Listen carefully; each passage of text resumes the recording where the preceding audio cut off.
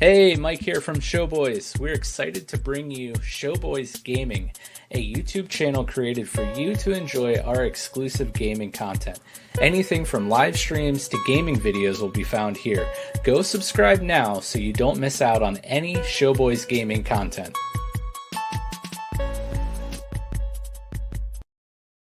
Hi, I'm Becca. And I'm Mike. And we're the Courtneys. We're the hosts of a new marriage and relationship centered podcast called Couple Conversations. We're not here to give marriage or relationship advice, but instead we're just going to have some honest and thought-provoking conversations about our relationship.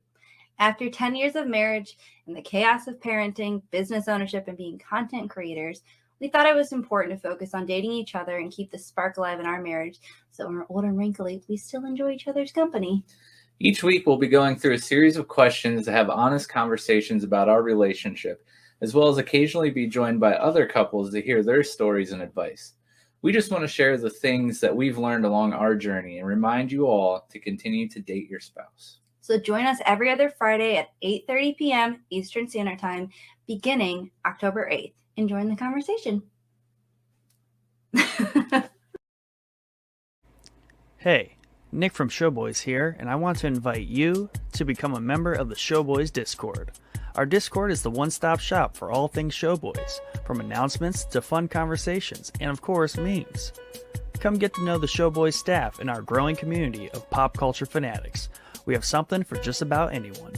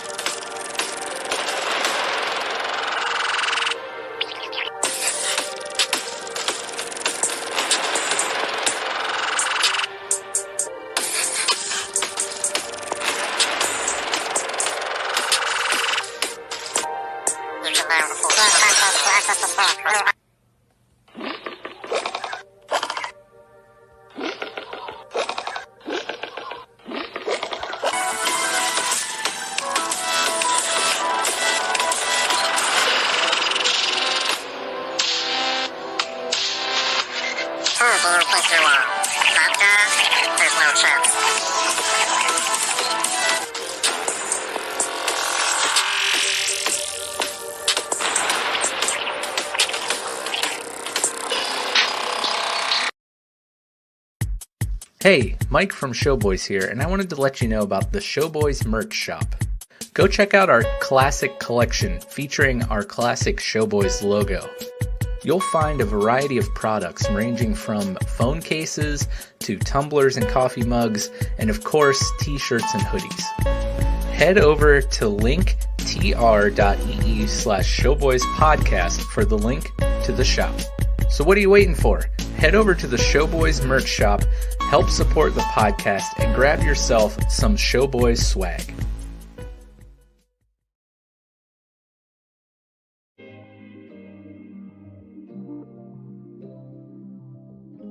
Hi, my name is Siv, and I'm a proud partner of the Show Boys stream team. I'm what you call a variety streamer.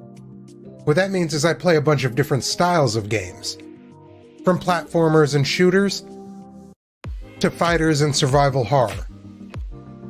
We rarely play the same games twice, and it's normally a game I don't know anything about. What this means for you is fresh and interesting content, live on the regular. And if you're the kind of person who prefers to watch at their leisure, we have a YouTube channel where we upload content daily. I mean, with so many options, why haven't you joined the civilization yet?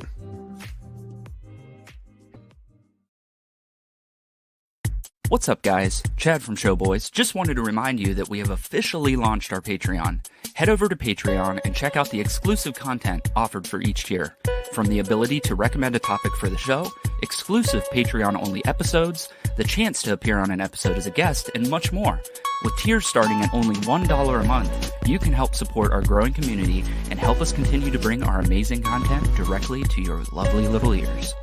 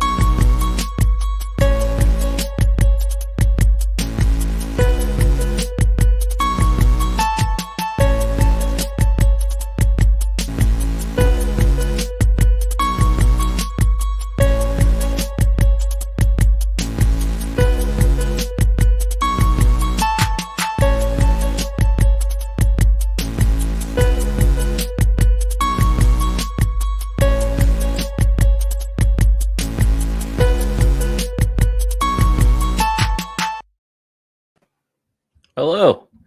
Welcome to Show Boys. My name's Mike. I'm joined with the one and only Pixel Nick over there. How you doing, buddy? I'm doing good. How are you? Well, I finally figured out how to fix the awkward silence in between me asking my co-hosts how they're doing by eliminating one of them. Yeah. So Fix that. yeah. Fix No, that right up.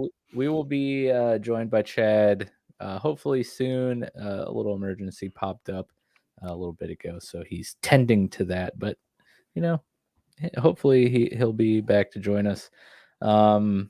Because tonight's topic is reaching the Star Wars eclipse level of delay. Like we've been trying to do this topic for probably a year. Not joking. If only everyone knew. Yeah. Yes. So hopefully you guys won't be getting clickbaited tonight. Because I would feel bad doing this topic without Chad. Yeah. I don't think I could in good faith talk about this tonight without Chad. So well, the fact that it went from him making sure we played it, that was what was hanging us up, and now we've played it and it still gets delayed indefinitely to the point where we are now live on the episode and we are just mildly delaying it still. Yeah, it's very meta. Internal jokes are just spewing out into the public here. We're sorry. It's supposed to stay in our logs and spreadsheets. Yes. But yeah, one thing that we can't delay is thanking our lovely top tier patrons, Tim B and Yusuf H. So thank you guys so much for your support. And thank you to the new patrons who have signed up over the last week or so. Your support is greatly appreciated. To those new patrons, I have sent out the thank you cards in the email to those of you who did not opt out of receiving stuff in the mail. So thank you for that. Be looking for a nice little thank you card with a cool sticker and magnet. For those of you that did opt out, Chad will be showing up to your house in a costume and delivering it hand to you. Yes.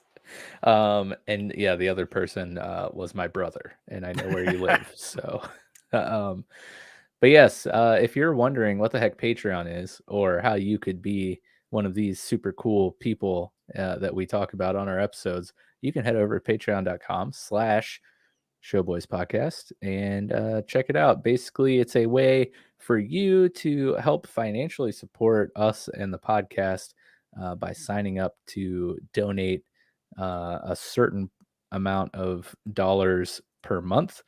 We have tiers ranging from $1 all the way up to $10.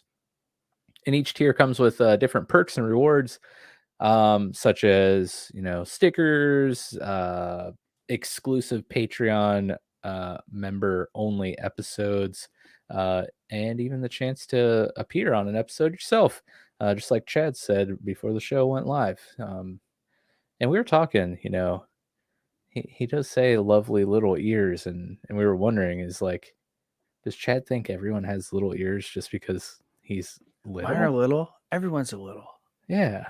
That was a bad joke. But hey, I'm trying to kill time. So well, we have quite the collection of Patreon exclusive episodes kind of stacking up. So the nice thing is that you get that entire backlog as soon as you sign up, which is cool. Yeah, we've covered things from our grand plan of podcasting world domination to Spider-Man No Way Home to Sifu to even crypto. We talked about crypto for a while. That was fun. Yeah, there's all sorts of stuff over there. And there's a new exclusive episode every month. So Biosiv, I sell tiers too, like $3 a bottle. Wow. How many tiers though? That's the question. Yes. And how big is the bottle? I guess that would play into how many tiers. But yeah, thank you guys for your support, and head on over there if you are interested in helping support us and the show.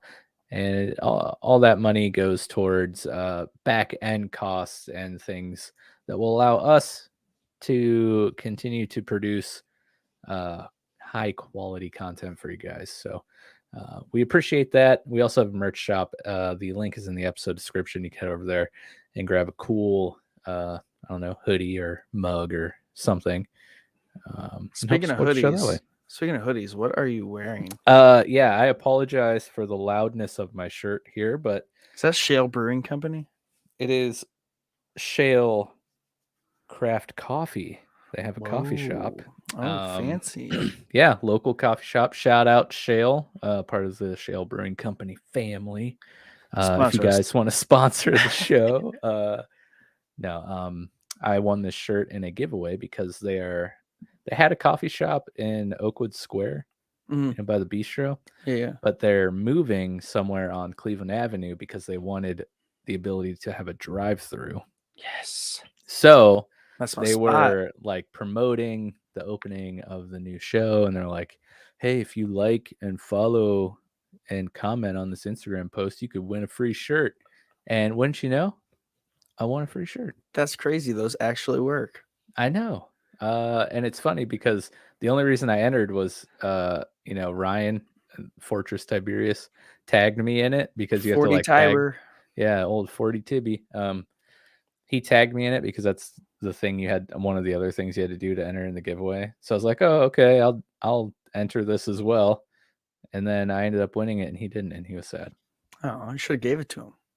No, it's not my style, bro. Dang. Rocking extremely loud tie-dye shirts is my style. Yeah. I'm glad you brought this up because I was going to make a terrible joke about this shirt, so you kind of saved me there. That's why I'm here, is to save you from terrible jokes. Yeah, I can't help it, man. It's part of being a dad. But yeah, so I think while we wait for Chad, maybe we could, I don't know, just do like a cool little catch up on what we've been playing. We haven't really had a what's playing type episode like we have what's watching in the recent weeks. So Peace Love Aim says, hi boys, hello, glad to see you, thanks for stopping by. She also wants to know, unrelated, how do we buy Bio's tiers? Ooh, that's a good question. I wasn't sure if Bio was selling his own tiers or if he was collecting other people's tiers. So we're going to need clarification on that. Regardless. And we need an answer to Amy's question here. Like how? I mean, regardless of how he gets these tiers, we need to get them on our Patreon and then merch shop, baby. Or merch shop. Yeah. Here's a bottle. Teespring. We have a special request. Could you by chance bottle these tiers and sell them for us? It's much appreciated. Yeah, man, who is that e-girl streamer that was like selling bathtub water of like a bath that she took? It was like a big story in the I don't know, basement of the internet streamer sphere. I can't remember who it was. I don't want to say like the wrong e-girl streamer name and then like put them on blast. This is why I'm not on the stream team. You guys are weird. But yeah, and then Amy says, Tears of Fallen Enemies, different price? For sure. Yeah, I feel like those would be much more valuable. But speaking of Biosiv, Tuesday, he and I went on a little movie date, our second, and I must say I'm growing quite fond of these Biosiv movie dates. They're pretty fun. We went and saw the Batman, and it was a great time. And a certain somebody on the screen was supposed to come with us, but they're like, I'm gonna get sick and I don't want to go. Definitely not me. You should be thanking me because I either sounded like I smoked for 60 years while I'm only in my 30s, or hey, you're 30? 31 actually. Oh really? I thought you were like 28. I'm not even joking. No, yeah, I mean I am 28. I just pretend to be 31 to hang out with you guys. Okay, I don't want to, How old's Chad? He's like definitely 29. He's like 2 years older than me. I feel like 29 is only 1 year older than 28. I'm but 27. You just told me you're 3 different ages. Yep. Which one are you? Nick, the ageless wonder over there. Right. Yes. Anyways, continue. No, that's my story. You should thank me for not spreading sickness around. In a tightly packed movie theater, you moviegoers, you guys are reckless. Reckless. I did post a picture in our Discord of me and Bio. Oh yeah, that was cute. Very cute. It was. I don't know what made him. Oh, I do remember what made him laugh so hard. I I pulled my phone out to snap a selfie. This will tell you how often I snap selfies. I'm like, why can't I see us? And it's because I didn't flip the camera to like I'm just like looking at the light on the wall of the theater wall. That's why he's laughing at me. Mega booming right there. That's big awesome. booming. And it shouldn't be shocking to anyone. In that picture, I'm wearing a much milder tie-dyed shirt. So I take it you don't have Snapchat. No. Yeah, I don't snap the chats. Okay. I can tell. Yeah.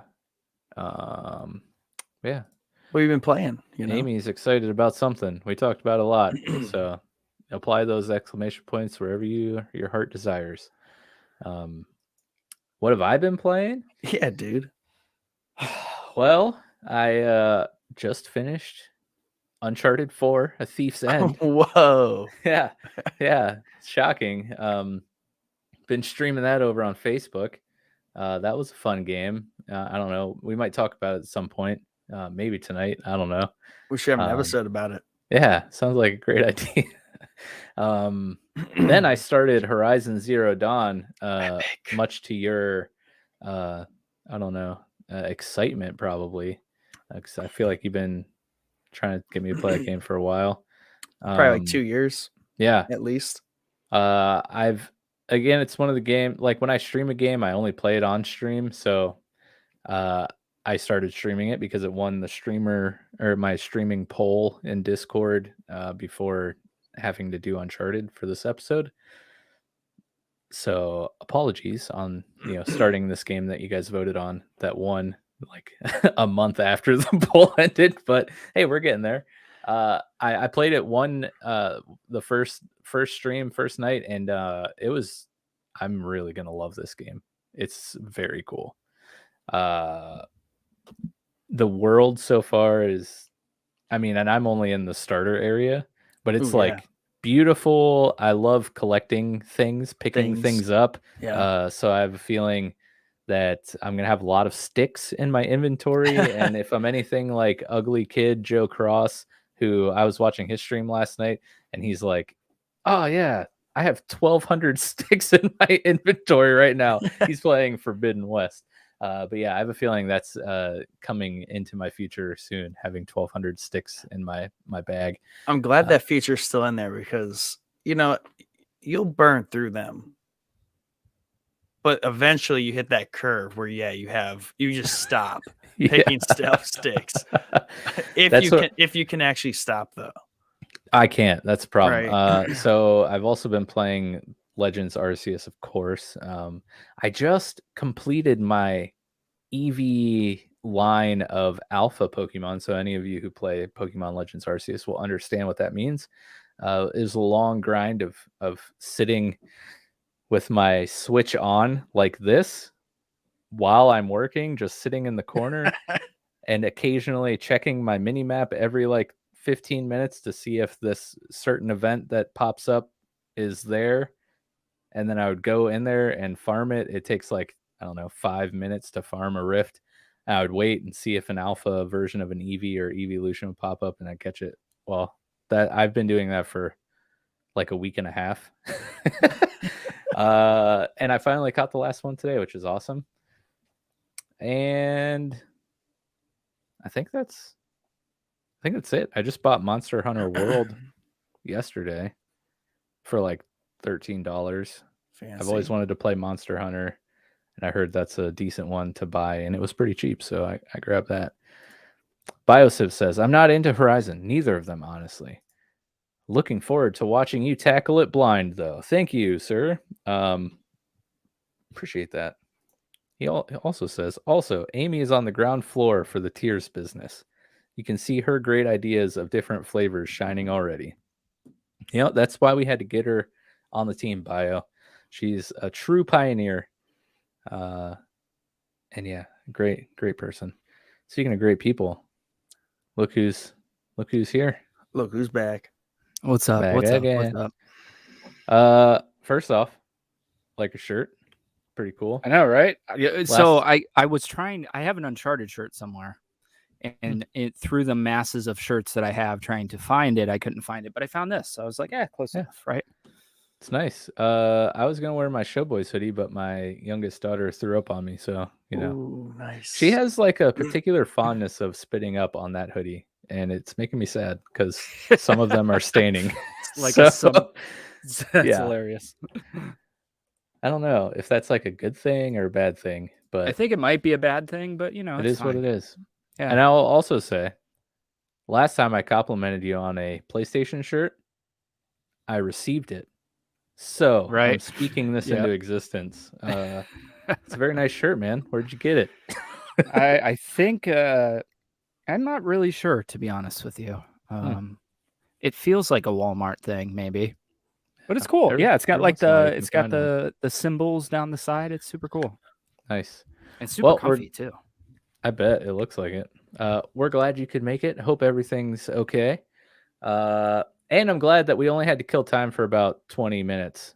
Wasn't sure what we were going to do. Nick did a good job of avoiding talking because of his condition. He just asked me questions. There you go. So that was good. What have you been playing lately, Nick? Obviously the same game, Uncharted 4. Big coincidence there. I wonder why we played that like nearly the same time. Yeah.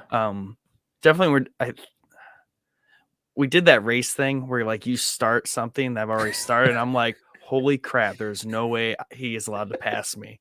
It happened with The Expanse because you were like cruising through The Expanse and I'm like, there's no way.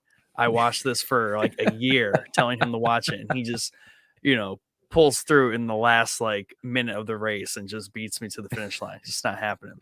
So that definitely happened here. But yeah, Uncharted 4, and then obviously the Lost Legacy bit. I'm still working through that. I'm nearly done with it. Nice. And then I've been, dabbling in the Valheim here and there. I set up a dedicated server out of my house. I'm still trying to get that fully online, but that will be a Show Boys dedicated server. But you can essentially join the Discord and reach out, and we will share that information with you once it gets online. I can connect to it. Other people can't. So it kind of really defeats the point of a dedicated server. But it was fun to set up. Still working on the kinks. Yeah, But last time we had a dedicated server, it was super fun. Yeah, and I'm trying to like figure out the issue, and all of the like troubleshooting points to like those third-party hosting sites. There's not a lot out there in terms of like, no, I literally have a computer in my house that's dedicated to hosting this game. You ask Bim. I feel like Bim would know. No, he always just says, "Oh, it's like $10 a month. Just pay for it." And I'm like, dude, this is free minus electricity. I mean, yeah. Yeah, sorry, Bim. We can't all be free millionaires. minus electricity. I love that. Yeah. But yeah, what about you, Chad? I mean, I know what you've been playing, but are there any other things that you've been, playing off stream? Yeah. So I finished up my walkthrough of Sekiro. And I've been off stream kind of playing Ghost of Tsushima. I haven't really started it yet. I was really focusing majority of my attention on Sekiro. So off stream, I was like building the next episode of the walkthrough off stream. But every now and then for like my chill game, I played Ghost of Tsushima. And then I was dabbling on Persona 4 a little bit on the Vita, just because I feel like I need to get back to that game. And every time I attempt to do so, something else comes up. And the same thing's going to happen here because by the time I get to it, it's going to be Horizon Forbidden West time. So I'm just going to have to move on again. And it seems to be like a reoccurring theme for me. Yeah. I I've been watching Bio's streams of Ghost, and holy cow, like that opening of that game is so epic. Oh, it's so cool. I love It's it. so good. Yeah. It's been fun watching him play. Because that Sekiro is not a Sony exclusive, but Ghost is, correct? Correct. Yes. Yeah. So unless I can stumble on a PS4 version, because I now own Nick's PS4 apparently. Whether he likes it Look or at his not. face. Unless I get a PS4 version of that game, I probably won't play it unless it comes onto PC, which, to be honest with Sony's you, I starting think to it's do probably that. going. Yeah, I think it's probably going to at some point, and I might have to get it on PC so I could get like some modded outfits and stuff. Yeah. My goal was always to get it on PC so I could get rid of that damn arrow quiver, but they did it for me, so I don't have to worry about it anymore. go. So that's cool. Yeah, I'm playing Horizon on PC actually, because that's one. Oh, of the you are? games, Nice. Yeah, Nice. that Sony's ported over, and then I know they have the Uncharted bundle coming soon-ish, hopefully.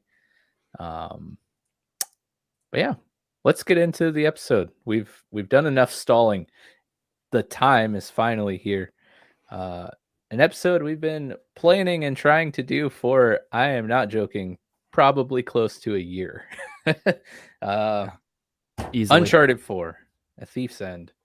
Going into it, spoiler cast, which, by the way, I think we're starting to refine the spoiler cast and like getting a good structure to these types of episodes. So I'm excited about that, and excited to just talk about one of my beloved Sony franchises, and finally getting the chance to play this game because it came out after my Sony ship had sailed and I left the console life for PC. So I missed this on release, so I was glad to finally get back to it. But before we get in, so I kind of have a loose guide to this. If you caught our Pokemon Legends Arceus spoiler cast, we kind of had what I'm now calling our review rubric. So we had like our different categories that we touched on, those being graphics, story, mechanics, replayability, immersiveness / experience, and then last but not least, the fun factor. So we'll be going through those different categories. We'll each go around, kind of give it our personal rating and experience in that category, and then we'll kind of agree on an overall Showboys rating for each category to be like our official stamp on that category. But before we do that, let's just get like general thoughts out there. So let's start with Chad, probably the person who has played this, the least recent. What are your general thoughts on Uncharted 4? How'd you like it? How do you think it fit in with the series? Things like that. Yeah, so for me, I mean, obviously, I absolutely love this game beginning to end. That's why I pushed for this for so long for us to do this, because we always talk Naughty Dog, but you guys hadn't played Uncharted 4, which in my opinion, is Naughty Dog's pinnacle of the games that they've made.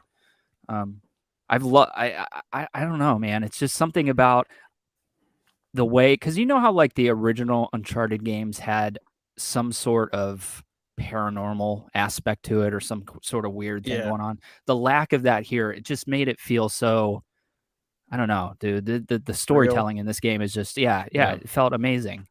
So yeah, I've played it. While I haven't played, I played probably half of it leading up to this. Wasn't able to finish it, but that being said, I've played this game like literally 15 times, so I don't know that I necessarily needed to replay it. But when this game came out, I don't know if I was just like kind of in the same boat as Nathan Drake at the beginning of the game, where he's kind of like bored, you know what I mean? And he's like, normal life's just like, man, yeah, it's like, okay, stamping bills and looking up at the picture, like, man, life used to be so much more awesome. Right now, like falling through a collapsing building and getting shot at. So I don't know, dude. This story, the whole story hit home with me. I think the brother thing here is like some of the best storytelling I've ever seen in a game. I love every single minute of it. That's my spoiler-free assessment. If that's what What you're about you, looking Nick? for. Yeah, good way to describe what I'm looking for. Give me your spoiler-free thoughts before we spoil the crap out of this game. Yeah, sure. Actually, for once, I played the collection, the first 3. I had bought that like a year or 2 prior, because I was really happy to see that come out. Because I definitely need to replay through all those. I don't even think I played 1 technically until that came out. So I was happy to recently play that. So I was pretty fresh on the story going into this one, which is really nice. Because usually I'm like super spaced out because I play the games when they come out, and then I play. I never replay games much. So it was really nice to have it all really concise, one story. So Chad, I agree with like a lot of what you said about the game. Definitely feels the most real. Because it definitely is missing that supernatural, or maybe kind of myth. It's like a mythic element to it. Yeah, monster aspect to it or something. Yeah. Yeah, because I just think of what is at the end of 3 when you're in the jungle and there's like the I don't even know what they are, but they're like some kind of mutated human beast things that you're like fighting, like the final boss. And yeah, this is definitely voided that. And I guess I didn't really think about that, but it definitely focuses so much on the story of his brother, introducing him back into the mix. Where has he been the whole time, that whole thing. But also a lot of like Nathan Drake's upbringing, which is really cool. Even if you're just like sneaking around as a kid, doing the climbing stuff as a kid, I thought that was really cool. And it's just a good looking game too. And I think the realism part of it really kind of hits home for this, because it doesn't lean into a lot of the eccentric stuff. Because like while the jumping crate to crate, and the flying out of the airplane, or the train as it's like tipping off of the cliff, like while that's all like classic moments in these games, it's the part of the games where it's just like a little unbelievable. You're like, all right, come on, like it's fun though. Yeah. But no, it was a great game. I definitely loved playing it, and mechanically it was very fluid and smooth, which I really appreciate about that. Usually these games start like replaying 1, like there was things that aggravated me about it, because like it just was not they're all super fluid and super good for when they came out, but they've really kind of nailed the mechanics on this one. There's very few times where I was like swearing at the screen because like I'm stuck on a bush or like a little ledge. Yeah. No, those are all great points, and I think, this story is a much more human story than we've gotten in the first 3, and it's much more about Nathan as a person, more so than the actual adventure you're on, which I think is cool. I don't know how much more I can add to what you guys said without starting to spoil stuff and getting into our specific reviews. But one thing I learned from last time, so the Arceus episode was like 3 hours long, and that was all on these categories, and we didn't get much time to like speculate about the future of the series and things like that I wanted to talk about. So I want to do that first here up front. Do we think this is like the Thief's, like, is this the end of Uncharted, a Thief's End? Is this the end of the series of games? Is this the end of Nathan Drake's story? Like, how does the series go forward, if at all? Like, what do you guys think about that? We'll start with Chad. Nick has a condition tonight, so we don't want to overly stress his vocal cords. So it's going to be Chad and I doing the heavy lifting. Nothing out of the ordinary, but just gotta get my pokes in there when I can. Sorry. Yeah, so leading into this game, they said that this was the last one.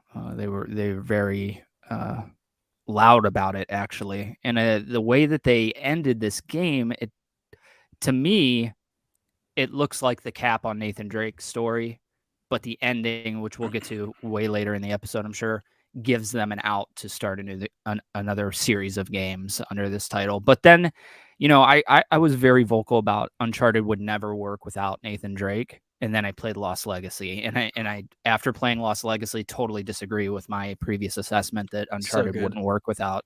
It's great, dude. It's awesome. Who are the characters in Lost Legacy? You're playing as Chloe with Nadine. Okay. Chloe, the female character from 2 and 3, and Nadine, the female bad character in Uncharted 4 here. Yeah, dude, Nadine in Uncharted 4, huge biceps. Oh yeah, for sure. Dude. I will tell you that they really go above and beyond in The Last of Us 2 with a character far beyond what they did with her in Uncharted, which is funny. But so yeah, when I first played this game, I really took my time with it because I knew that it was probably the last one. I'm a diehard, and I'm talking diehard Uncharted fan. So I wanted to take my time with the final game, right? I didn't want to blow through it too much. But there have been rumors that Sony Bend was working on an Uncharted 5, and that's the studio that made Days Gone. And allegedly they revolted and didn't want to work on Uncharted. They wanted to do their own game. And that's the rumor that's out. So, I'm not going to say it's out of the realm of possibility that Uncharted comes back, but I think Nathan Drake-wise, we are probably done because of the way the epilogue plays out. And I'll explain that when we get to that point in the game. I think that we've seen everything that has been going on. You know what I mean? Unless they go back. Yeah, I definitely agree. There are two possible routes they can move forward with Uncharted, which we'll definitely get to. I'm really excited to talk about those. But I think also, I would be okay with them not moving forward. Because I'm my stance on overextending, past your welcome. And these 4 games are so strong that I would hate to see them continue to pump out sequel after sequel just to have Uncharted stuff out there, and the legacy of this series get diluted with games that aren't as strong as these 4. Because you kind of saw that with the Arkham series, with Arkham Origins got a pretty bad backlash, and that was done by a different studio than the other 3, right? Yeah, well, I mean that's true, but Sony Bend, I believe I'm right. I might want to double check this after I say it, but Sony Bend worked on Golden Abyss, which was the Vita Uncharted game. Okay. So they had they have some Uncharted experience, and many by many people's assessment, including my own, I think Golden Abyss is better than the first Uncharted game. So they did a great freaking job on it. Nice. So I think that's why they went to Bend. I think Naughty Dog was like, here, we did our story, we're done. And Sony, being Sony, was like, this is kind of our mascot. We don't want to, maybe give this title up so quickly after 4 games. But Sony, like our conversation before we went live, Nick, they do indeed like money. Yeah, right. So, I mean, it's I kind of line with you as well, Mike, where I'd be happy if they didn't continue. I think this was the perfect cap to the series. Yeah. But at the same time, there's just a little piece of me that's like, man, I just want one more adventure, one more airplane scene. Just give me one more airplane scene. Yeah, exactly. Do you have any thoughts on this, Nick? Not too much to add there, but for them to make it 4 seasons and just have a perfect close, the 4th season's the strongest, a lot like our other favorite 4-season show. Mr. Robot. It would be terrible for them to ruin that. Not that they would, but just the way there's just a possibility, right? I mean, there's always a possibility if you create something that it could just fall flat on its face. Yeah. There's just that expectational chance that could happen. So I think they're fine parking it here. Plus, I agree that it should be definitely the end of Nathan Drake as obviously the playable character. by all means, go ahead. And they obviously proved that with the epilogue. They proved that with Lost Legacy, that you can continue the same format and tell lots of stories. If they do that, I would like to see them stick in this world, this timeline, in cases where they do something cool where you're randomly in the same place as Nathan Drake while he is on like game 3, right? And you cross paths, something weird like that. Or, you know, obviously revisiting places that he had already kind of crashed through, doing stuff like that, I think would be the way to do it. Just keep it all in universe and very kind of fluid in that sense. And plus, like the whole like it just ended on such a very like the whole game was really well felt out because his age is showing. And like when he like there's lots of scenes where like he falls after like a huge thing, and like he's got the whole Hawkeye thing going on. And like it's wearing on him. So like that's probably another thing that makes the game really good is like its impact that way. And why it felt so good. And just rounded out so well because it just all made sense and they tied it up so well. Yeah.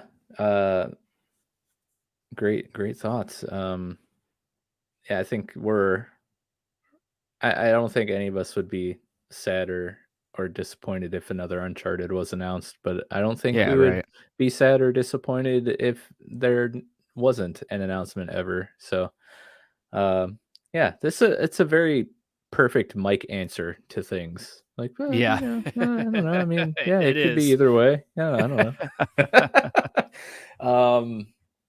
But yeah, okay, so let's get into the review. So, I mean, this game's several years old at this point, so sorry, but we're about to spoil the crap out of it. Here's your warning. Spoilers ahead.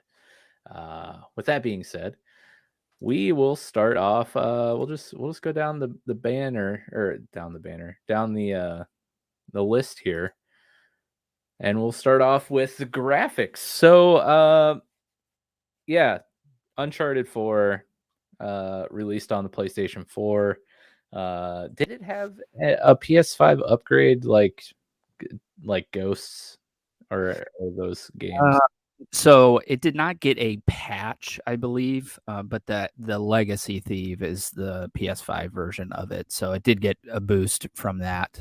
But I believe that it never got a patch for anything past the PS4 Pro because it was still running 30 frames per second. That's why I kind of haven't played it in a couple of years because it's just not a couple of years, probably like a year leading up to this, just because it's so jarring to go back to 30 FPS. So once the Legacy thing came out, I was like, yeah, I have to play it. And it's like the most Chad thing to say.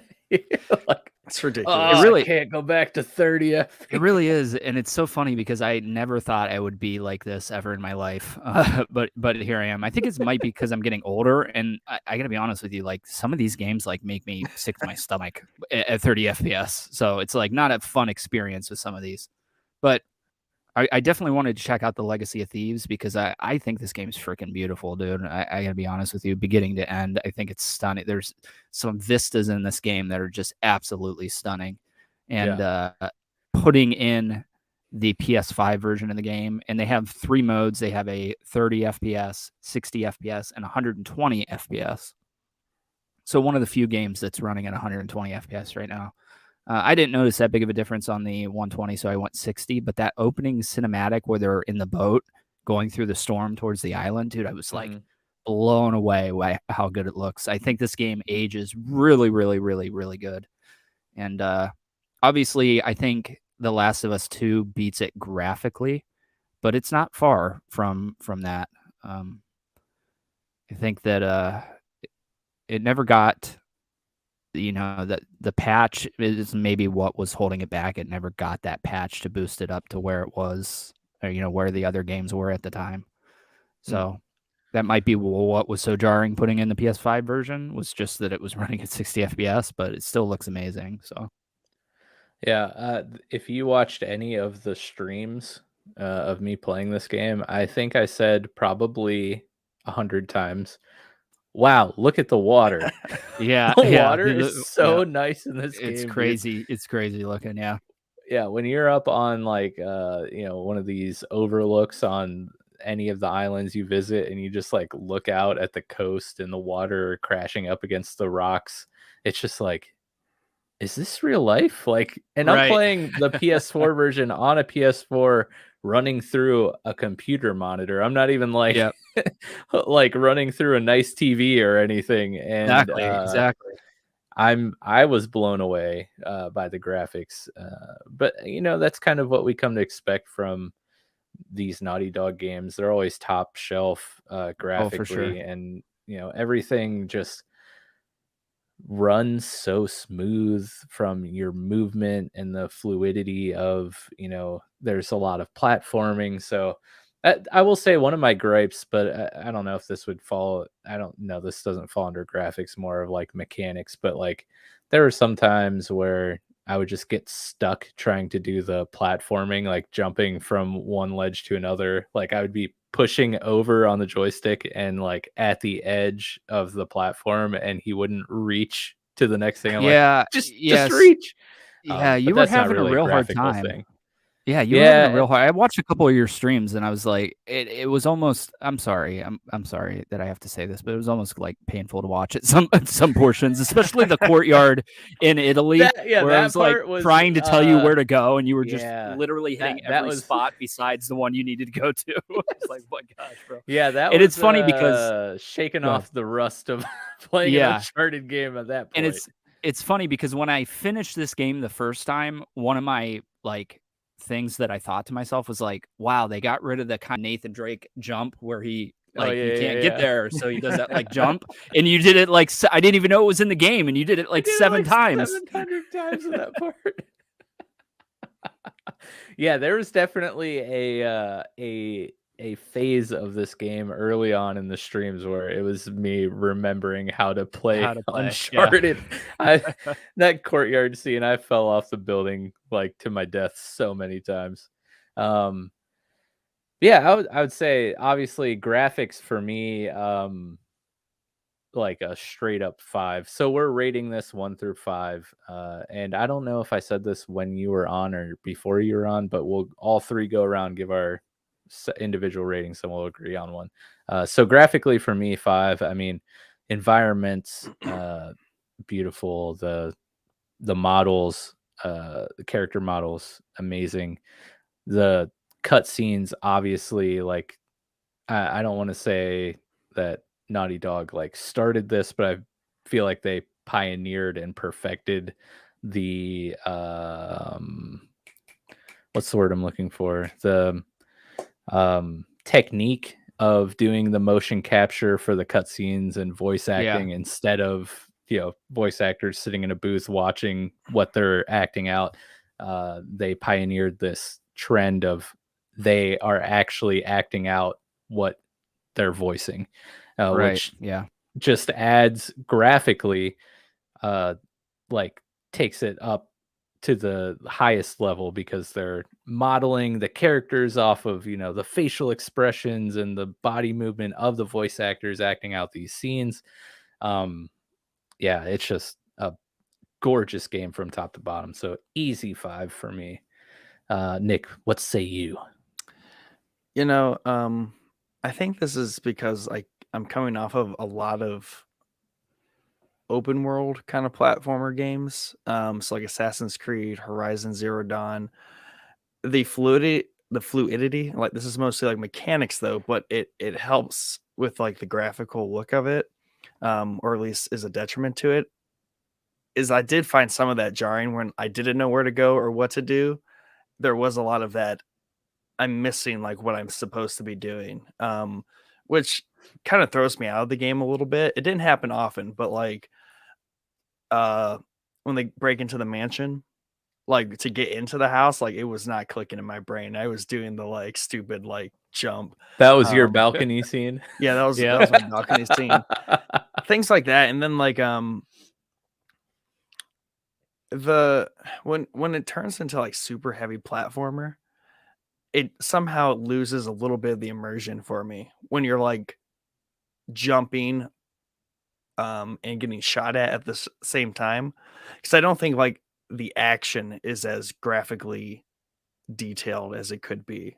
Like there are things about like the gun shots and just how maybe cartoony some of that stuff seems to me, at least a little bit. Because obviously like first person shooters make that look way more realistic. But those are like the only real kind of knocks, and they're real minor. And at the same time, Uncharted games kind of do have that adventure actions look and feel to them. But it does break the immersion just a little bit, especially because they are so good at going from like cutscene to here we go again.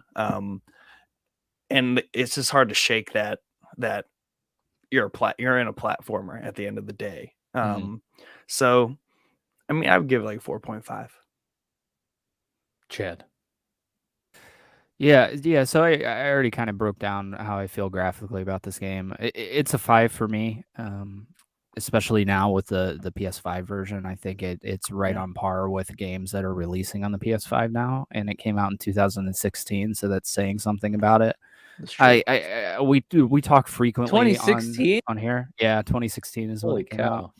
out. So we talk frequently on here. I just don't understand how Naughty Dog is so much better at graphics than all these other studios are. It's really shocking because there's nothing that touches The Last of Us 2's graphics. There's nothing. There's not, you would think somebody would figure it out. So I just don't get it. I don't get it. I don't know if it's a budget thing. I don't know if it's it's something to do with the system they're going off of, or I think the way they design the games is just so fluid from each edge of the screen to like the character playing it, is there's no breakup. So like games usually lean too heavy on one thing, like the character models being awesome, but then the foreground gets a little fuzzy, or the character doesn't look like it's standing in the environment. Whereas like Naughty Dog games, there is just like a perfect blend. It's like they made this all in one spot, as if you're shooting a camera. Yeah. So maybe other devs like cinematic approach. Yeah. Right. Maybe other devs like do things more compartmentalized, and then when you put it all together, there's like some sort of just abrasiveness to it not meshing perfectly. But the way they go about designing, it's almost as if they are making a movie. Everyone's really on the same team, and they're like, "Does it look right? Okay, cool." Right. Yep. Plus, I think you got to keep in mind too that the playable areas are actually like pretty small in comparison. Like, it's not an open world game, so like I would think the assets that are interactable, or you're able to interact with and use or whatever. Like, I am not a game developer, so I have no idea if I'm totally making this up or if this is an actual thing, but I feel like the resources needed to like pour into objects that you can interact with and move around you're right. are probably way more intensive than background scenery. So like, since the playable areas are so confined, like it frees up resources to like put into the backgrounds and the scenery and the environment, and even gives more resources to like that really tall grass that you're walking in, and like how it can move and like what it looks like. I would agree with you with that, except there are a lot of other games that do the single player, not open world, small areas that just don't do them half as good as Naughty Dog does them here. And you're right. At least for the first 3 games, the areas are fairly small. There's some pretty big areas in this game. When you get to Madagascar's freaking huge, dude. It might as well be a open world. One of my favorite parts of the game, honestly. Oh yeah, for sure. So they had some cheeky way of explaining it, like linear open world or something like that is how they were coining it when they were doing the press for this game. But a lot of these areas are huge. I mean, compared to other games, like if you look at Resident Evil 2, the remaster of that versus the areas here, they're quadruple the size, maybe even more. Yeah. So true. Yeah, but I do agree with you, and I think that's why Tsushima blew me away so much, is because you could see that mountain in the distance, and it looked freaking stunning when you were looking at it, and then when you got up to it, it still looked freaking stunning when you were there. So I definitely think you're right with your assessment, as they don't have to pour in a bunch of resources to the painting in the background. They just have to make it look good. You can't get there to see that it looks like crap, up close. So yeah, you're right with that. True.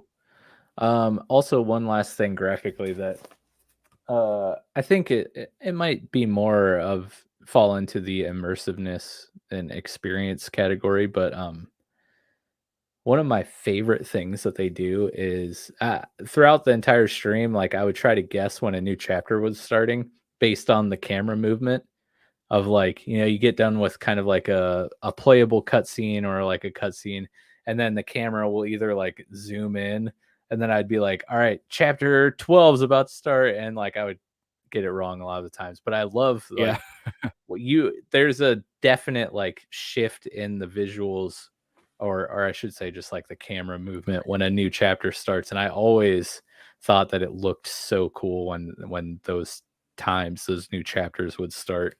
But again, it's just like a seamless way of showing you like, oh, you made it to the next level, but we're not going to stop anything. You're not going to go to another screen. You don't have to go back to like a base or a camp or anything. It's just, here's level 12 seamlessly. You're right in it. Yeah. Definitely. But yeah, I that's probably more of an immersiveness thing. But so while we were talking, I averaged out our 2 5s and a 4.5 and gave it a solid 4.75. We're gonna go in quarter increments here. What's next? Probably the segment we will stay on the longest, I'm assuming, and that will be the story. So Nick, let's start with you. Okay. The story, like we've alluded to, is really the centerpiece of this entire game. Graphics, like they're there, of course, we love them, but the action and the adventure, it's there. It's an Uncharted action adventure game. But all the levels and everything that makes up an Uncharted game, like it's all there. But the story here is definitely the main character, and it's not necessarily Nathan that's the main character of the story. Obviously he is, but it's like all his relationships and all his years of being the treasure hunter guy. It's very well done, because you're bought into the story and you're more so not really necessarily waiting what happens next because of the action or the mystery. Like the mystery is pretty good in this game, and like the whole like clues, and as it all falls together, it's probably one of the better ones in terms of like, wow, like that makes sense, or like that's cool. Yeah. Like are you talking like the story that the characters are following with like finding Avery's treasure and all? Okay, yeah. So like that's like the sub story, whereas like other games, that's like the main story is like the hidden city, the sunken ship, like that's the main thing that's going on. That's not the case in this game for me. Like the main thing, like the reason you keep playing is really, to me, because you're like, okay, how's Nathan Drake going to, based on his the way he is, his past, the things you're learning about him, like what's he gonna do to like figure this out and like get through it? Because it's a lot of character development that he's being challenged with, less so much like the mystery or like the bad guys. It's like the fact that he leaves his wife kind of high and dry, like lies to her.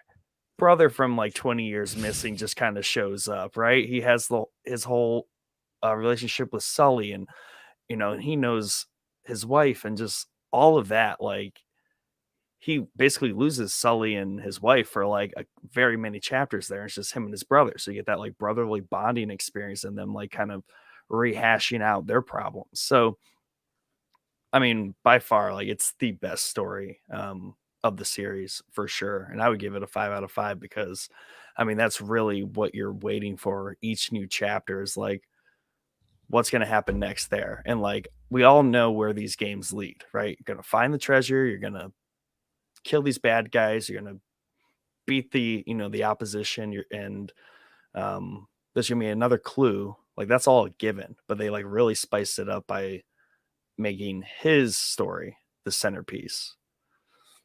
Yeah. What do you think, Chip?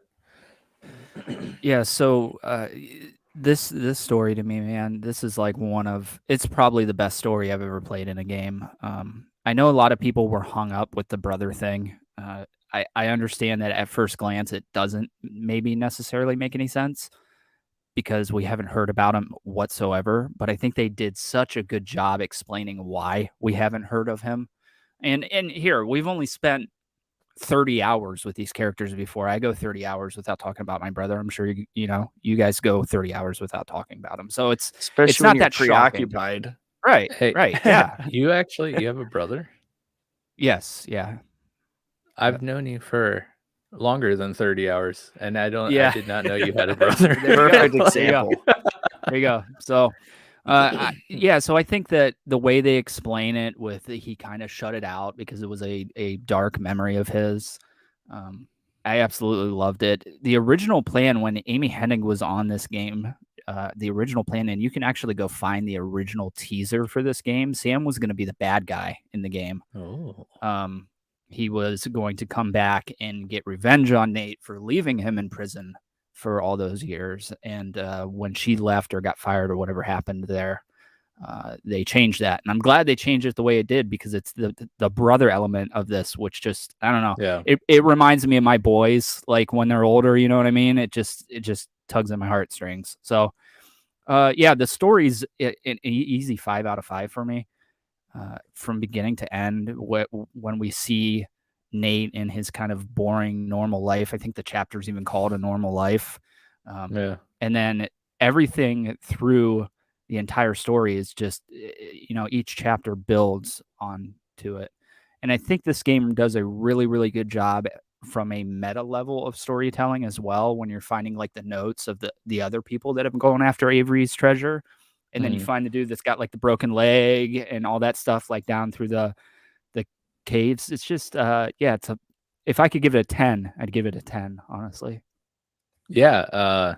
I loved going through the caves and seeing like Avery's descent into madness, where he's like, all the hands that have stolen from me or something. It's just a bunch of like severed arms were hanging from this cave ceiling for God knows how long, because now they're all skeletons, and it's just right. It's just great, and it really says something to the game, because not only is the story that's at the forefront fantastic, the backstory, the notes you're finding, if you read all that crap, dude, it's awesome. Everything that you're reading, like it's other people going for the treasure and they're dying, and it's just so cool, man. I also wanted to point out that the other big hang up people had with this was the rope in the game, and we'll get to that in mechanics, I'm sure, a little bit, but I do want to touch on it in the story, because this is supposed to be old man Drake, right? He's old. He doesn't want to be doing this, but at the same time, he's like swinging from a freaking rope like Indiana Jones. But they also did a freaking really good job of that. Like, why wasn't that in all the other games? It's because his brother taught him how to do it. And that was one of the things he shut out. He's like, I'm never touching this freaking rope again because this reminds me of my brother. So I think that if you hear about what's going on in the story here, like, yeah, he's got a brother and now he's swinging on a rope. It sounds stupid, but the way they tell you and the way they lead you into that stuff, even if it's a simple mechanic like the rope thing, I think they just you could tell they spent time explaining getting the story down on some of this stuff, and it just worked out so good in the end. And I'm really glad that they didn't go the Sam is the bad guy route, because although I'd like to maybe play that alternate history game just to see how it would have turned out, I'm glad that they did the loving brother thing, Yeah. It's better for it. And you make a good point about the mystery story that's going on. And it feels, they did a good job making it feel like, it's not like the whole weird question of like, why has anyone else ever found this before? Or like, why is this the first, that whole trope? They kind of get rid of that, because this definitely feels like even this mystery, this treasure, this whole adventure even feels used, right? Because like, as you're going through this, is like, all right, this is the last leg of this lost treasure. Like, they have to like find it at this point. So many people have tried, it's been beaten, it's been bruised, it's been used. Like people have tried to find this treasure. It's not like, why does Nathan Drake magically get the key to the city, right? So they did a good job, even as like the fourth game, making it feel like kind of the end of the story. This story itself kind of feels like it's at the end of its own leg. The whole Avery story, like it just needs to be put to rest. Yeah, and that's a great point too, is like at what point do all these adventures wear thin, from a narrative standpoint and an enjoyment standpoint from the people playing? Like how many adventures are you going to be willing to go on with Nathan Drake that are just telling the story of the adventure? So coming at it with this relational aspect and human story where the treasure hunt is on the back burner and he's like literally only doing it to get his brother out of a pickle. Like it's not like, I mean, in the beginning of the game, like he wants seem to, like bored, right? He is looking for something, but I think also he is kind of like content too, because he does have kind of like a struggle deciding to go a little. I mean, it's not much of a struggle. I think honestly, I think the struggle was telling Elena about it. I think that's what the struggle you were seeing. I think I thought they made it obvious that he was bored and he needed that adventure. I mean, he's had a crazy freaking life up into this point, and now he's like a salvage diver and pushing papers. So you see him when she's like telling the story, and he's just looking at the picture of the mountain and zoning out. So I think that they made it kind of seem like he was hesitant, but I feel like Sam coming and doing that, there was no chance he was not going to go with him. And that just kind of shows though, like his growth as a person, that he like cared about Elena enough to like leave that life behind. And I love Elena as a character. Like she is, so do I. One of my favorite characters, and I love their relationship is so like hashtag relationship goals. I can't believe I said that. But no, like, I think I go ahead.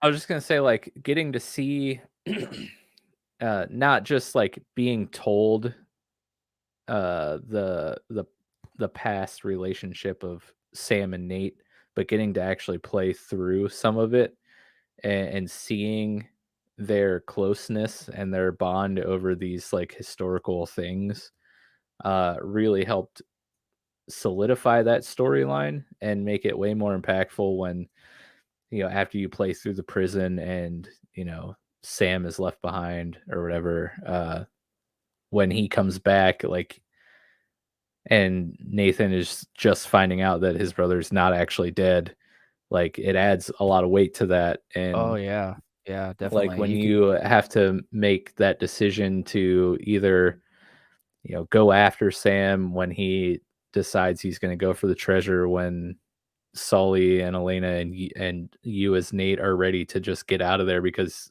the treasure is not worth it at this point. Like you have your family there, like you're ready, like you have all you need right in front of you, and that you accomplished your goal with, you realize you don't have to get the treasure to set, free Sam of this like debt that he owes. And like seeing him struggle between like, do I just like let Sam go? I can't let him go because he's my brother. He finally came back, and like he's finally back in my life. Like I can't let this happen again. I don't know. There's just the relational aspects of the story are so good, and I don't know if it's because I'm older now playing this game, and like not that I didn't have a family when the other games came out, but like I don't know, age.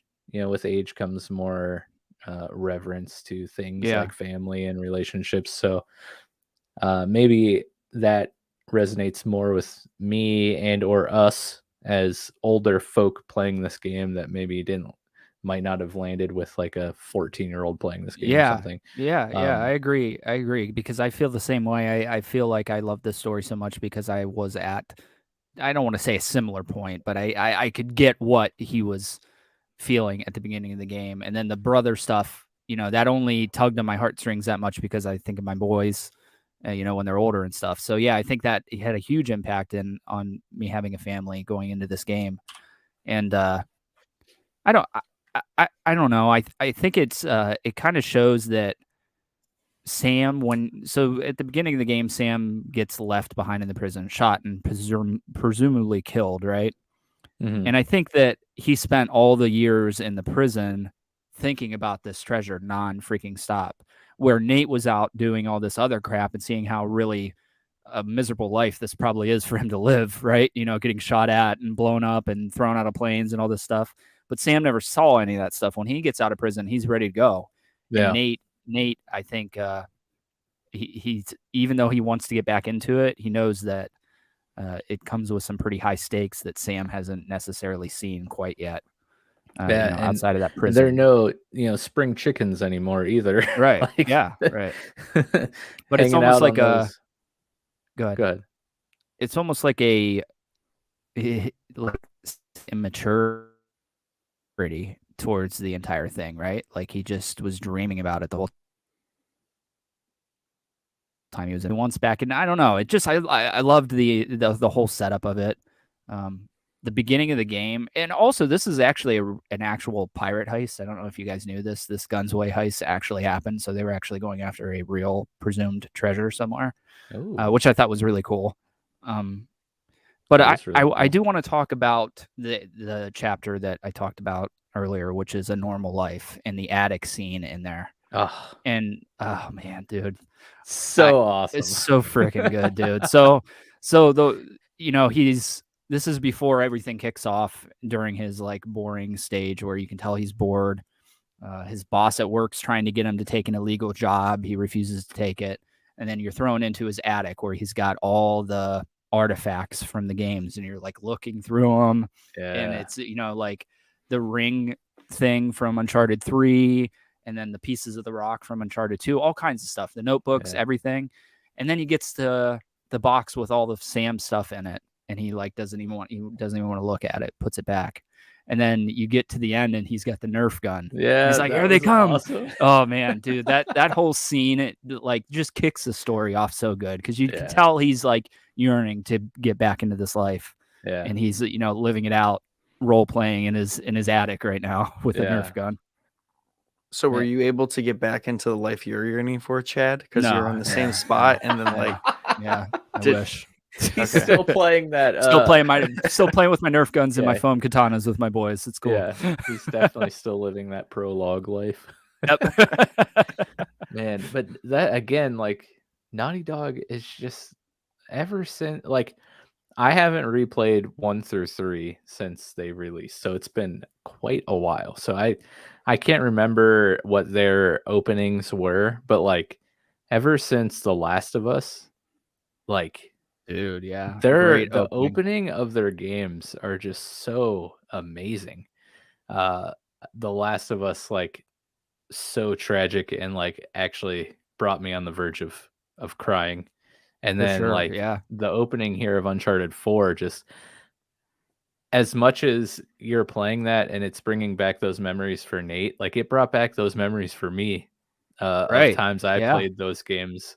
And I was just like, oh my gosh, yeah, I totally forgot about this. And I don't know, it was a great way to kick the game off for me, especially since it's been so long since I've been in this world. It was just I felt like Nate in that moment where I was just reliving all these.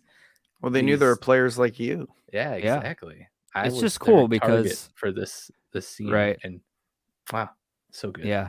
It's just cool because you're even the pictures that you're pulling out in some of the notebooks. There's Tenzin, which is the dude in the Himalayas that helps you go through the caves and stuff. And the picture, I think it's A Normal Life. It might be at the prologue or epilogue, but it might be both of them. But Sully and Elena from the first game where they have the shotgun. I know it's in the epilogue. I think it's in the beginning too.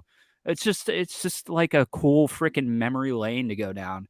And then it ends with a fake Nerf fight, which was awesome, I thought, And then Elena's like, "Hey, dinner's ready."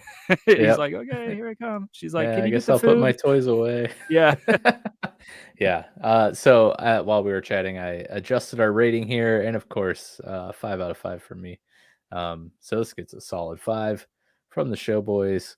Let's move on to mechanics, which will be fun because I feel like they did some cool new things that we haven't seen in Uncharted games before, and of course had all of the staples that we're used to. Yeah, why don't you kick this one off, Chad? Yeah, so I mean, mechanic wise, Uncharted for me has never been the pinnacle of gameplay in any way, shape, or form leading up to this game. Like it's passable, but you're really coming for the Naughty Dog experience, the graphics and the story, right? The shooting has always it always felt a little finicky to me in the older games. Mm-hmm. I think that got kind of wrapped up pretty good here. I think the shooting feels really, really good in this game. I think the climbing mechanics, changing them the way they did, where you don't have to constantly press X, which you might not have even known. I think they explain it, but you can just literally aim your analog stick from handhold to handhold. You don't have to push X unless you have to jump to it. So I felt like that was a nice way to update it. And then, you know, I some people don't like the kind of quick time events, but I feel like they really add to this game. Best. Yeah, they're awesome. Whether it's whether you're swinging on that wire and when you're in Italy and you're swinging on the wire and it breaks and he goes around the corner and flings through the window and Sam's there, he's like, Jesus Christ, Nate. Yeah, like that stuff's so cool. And he's just got the worst freaking. I love playing Uncharted just to see how bad his luck is, because there's a point in this game where every single handhold falls that he's grabbing. He's like, and they're all falling. I'm like, dude, just terrible freaking luck, you know? No wonder you retired. Right, exactly. And then the new stuff, the sliding down was okay. I felt like they utilized it fine. I really, really enjoy the grapple hook. I think it was a cool thing to throw in. I know maybe story wise it doesn't make sense because he's like 40 something years old now, and he does it doesn't really make sense that he's swinging around on a rope. That being said, I felt like it was really fun to do. Mechanics for me, I'm hesitant to give it a 5 because there are games that are significantly better in the gameplay department, and for me on this game you kind of almost have to look at the whole package, and when you look at the whole package it amplifies the mechanics for me. Mm-hmm. I know that, I don't know, do we have let me look at our categories here because I might want to throw something into this category that's not going to fit. We have mechanics, replayability, immersiveness / experience, and then fun factor. So yeah, I can throw it in later. I was going to touch on like the action set pieces in the game, but we can get to that a little bit later. But the mechanics wise, I don't have a problem with them. Like I said, I feel like the shooting was done really well. I really enjoy Madagascar and the driving scenes with the Jeep and the winch and all that stuff. Good. I thought was really, really well done. So I'll give it a 4.5 on the mechanics. I think they're great. I would have to agree with the mechanic aspect not being their strong suit, but with that being said, it's not bad or terrible by any stretch of the imagination. Yeah. My big gripe is some of the platforming being a little awkward here and there, whether it was at first my own doing, but then later on in the game. I think it might have been. I think it might have been all you're doing. Later on in the game, I was definitely looking at a ledge I could jump to, and I'm like, why am I not reaching?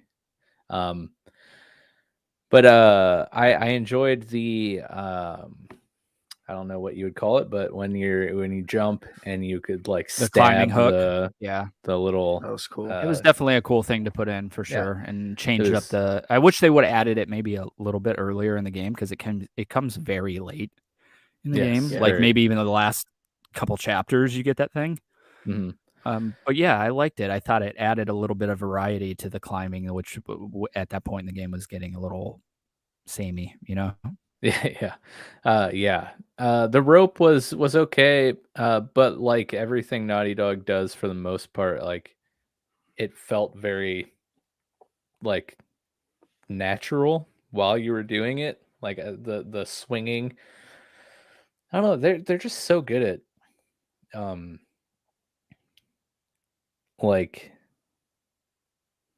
grounding their game in realness, as funny as that sounds, when you're like climbing through trains that have fallen off a mountain and somehow like land right on the mountain and not like plummet to your death because you're in a train that's falling off a mountain. But like, yeah, I don't know, the swinging felt real and weighty. I don't know how to properly describe what I'm trying to. Yeah. The combat, it's not the greatest. It's not the worst. I always love,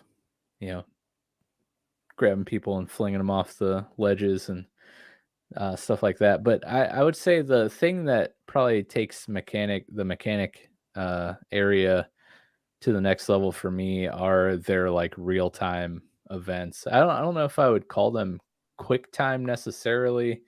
I mean, some of them are, but like they just do such an amazing job with these high action, high intensity moments that are like, is this a cutscene or is this like gameplay?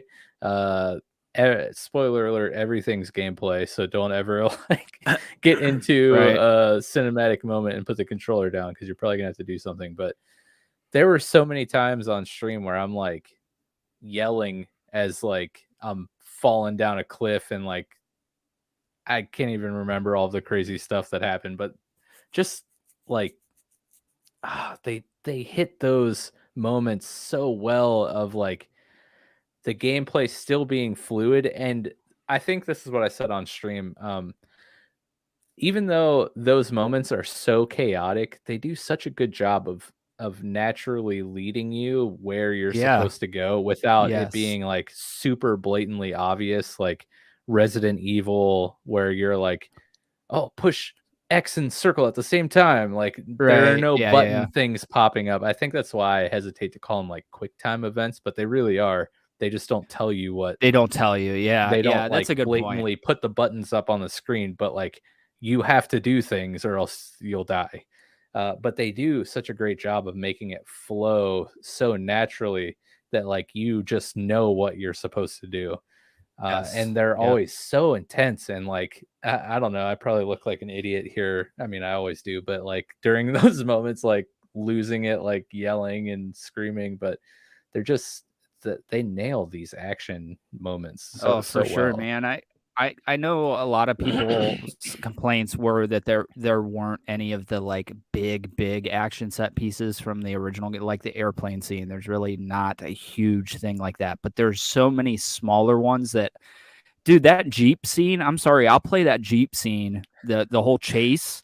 I'll play that every time over the airplane or the train or anything from the past games. That whole sequence is awesome, dude. And it leads into the cutscene thing where you're saying where he gets hit by the truck. It's so cool. Yeah. It's so cinematic to play through, dude. It's like you're playing an action movie, and that's why we come to these games, right? Yeah. And then once you get hit and you're like crawling out, trying to get out of the Jeep, and then Sam like scoops you up, and then all of a sudden you're shooting again. It's just so fluid. You nailed it on the head with the fluid thing. It really is. And are you playing a cutscene? Probably, but they don't make it feel like you're playing a cutscene. You know what I mean? Yeah. Make you feel like you're actually doing it. So yeah. And then my last thing before I pass it off to Nick is the driving was so awesome. Like the Madagascar portion, I love driving around that stupid Jeep. Like, and this will get into the immersiveness part, so I'll just leave it at the driving is very fun and like it actually good driving. Like, definitely. I don't feel like I'm driving in a third-person shooter game. I feel like I'm playing a driving game. Right. Yeah, go ahead, Nick. Yeah, I mean, I'll just lead with saying that I would give mechanics like a 4 because there are some clunky spots. You guys kind of hit on most of them. The swinging thing, it is weighted, but it does feel kind of it's mostly there for a fun factor, really, right? Yeah. And it's all pretty smooth and put together, and mostly I will agree with Chad, it's mostly user error. Yeah. Right. Yeah. It definitely I think it is. Yeah. All right. I forgot to give my rating, but I give it a respectable 4. So we bring that up to a 4.25. Again, like I don't think they're necessarily known for being the most mechanically right here. That's not why you're coming to these games. intensive games, right? But they don't suck. I'll just put that out there. Now this category I think is interesting. I'm excited to hear what you guys have to say about this. But we're gonna head into replayability. I want to say this might have just been specifically for the Pokemon game we were reviewing, but I think it'll be fun to talk about with all of our spoiler cast reviews going down the road. But Nick, replayability. Do you see this as a game that you can revisit time and time again and still get the same satisfaction and enjoyment out of playing it? Or do you kind of feel it's like a one and done? Once you experience it, it might not be the same coming back. Yeah, I think I don't really replay games often, but I do have the urge when finishing it to replay the levels for completion factor because they are fun and I feel like I got better at the game over time. Definitely want to bump up the difficulty. So as far as looking at it from that perspective, it has a really good replayability factor. Because there aren't things that like are atrocious that make you not want to play it. And the further you play the game, the more you're like, oh, I need to play that better the last time I did it. Because you just learn stuff slowly about the game over time. So I give replayability. I mean, for me, not replaying games like this is on the list of things I'd replay. I give it a 4.5. What about you, Chad? I mean, this is the wrong person to ask this question to. For sure. You play games like 50 times, so yeah. So here, but here's the thing about that is it does seem that I replay games frequently, but there's only really a handful of games that ever make it into the holy crap, I'm going to replay this a lot. Tsushima, Sekiro, Uncharted. There's very few in that list. This to me has great replayability. I enjoy games typically playing them the second time far more than I did the first time. And that depends on the game. Sometimes it's because I was so focused on getting an outfit or a weapon or something that I was just blowing through the story to get that stupid, weapon or whatever. That's not really here. What brings me back for replayability is kind of what Nick touched on. This game is like the huge sore in my catalog of not having the platinum on. And I was going for it last year, I think. And I think I told this on here before. I was doing really well. I mean, I was on track to get it. I was like in the 15th chapter and I missed a treasure, which would have made me need to replay the level. And I was like, dude, just screw this, man. I'm done. I was so mad.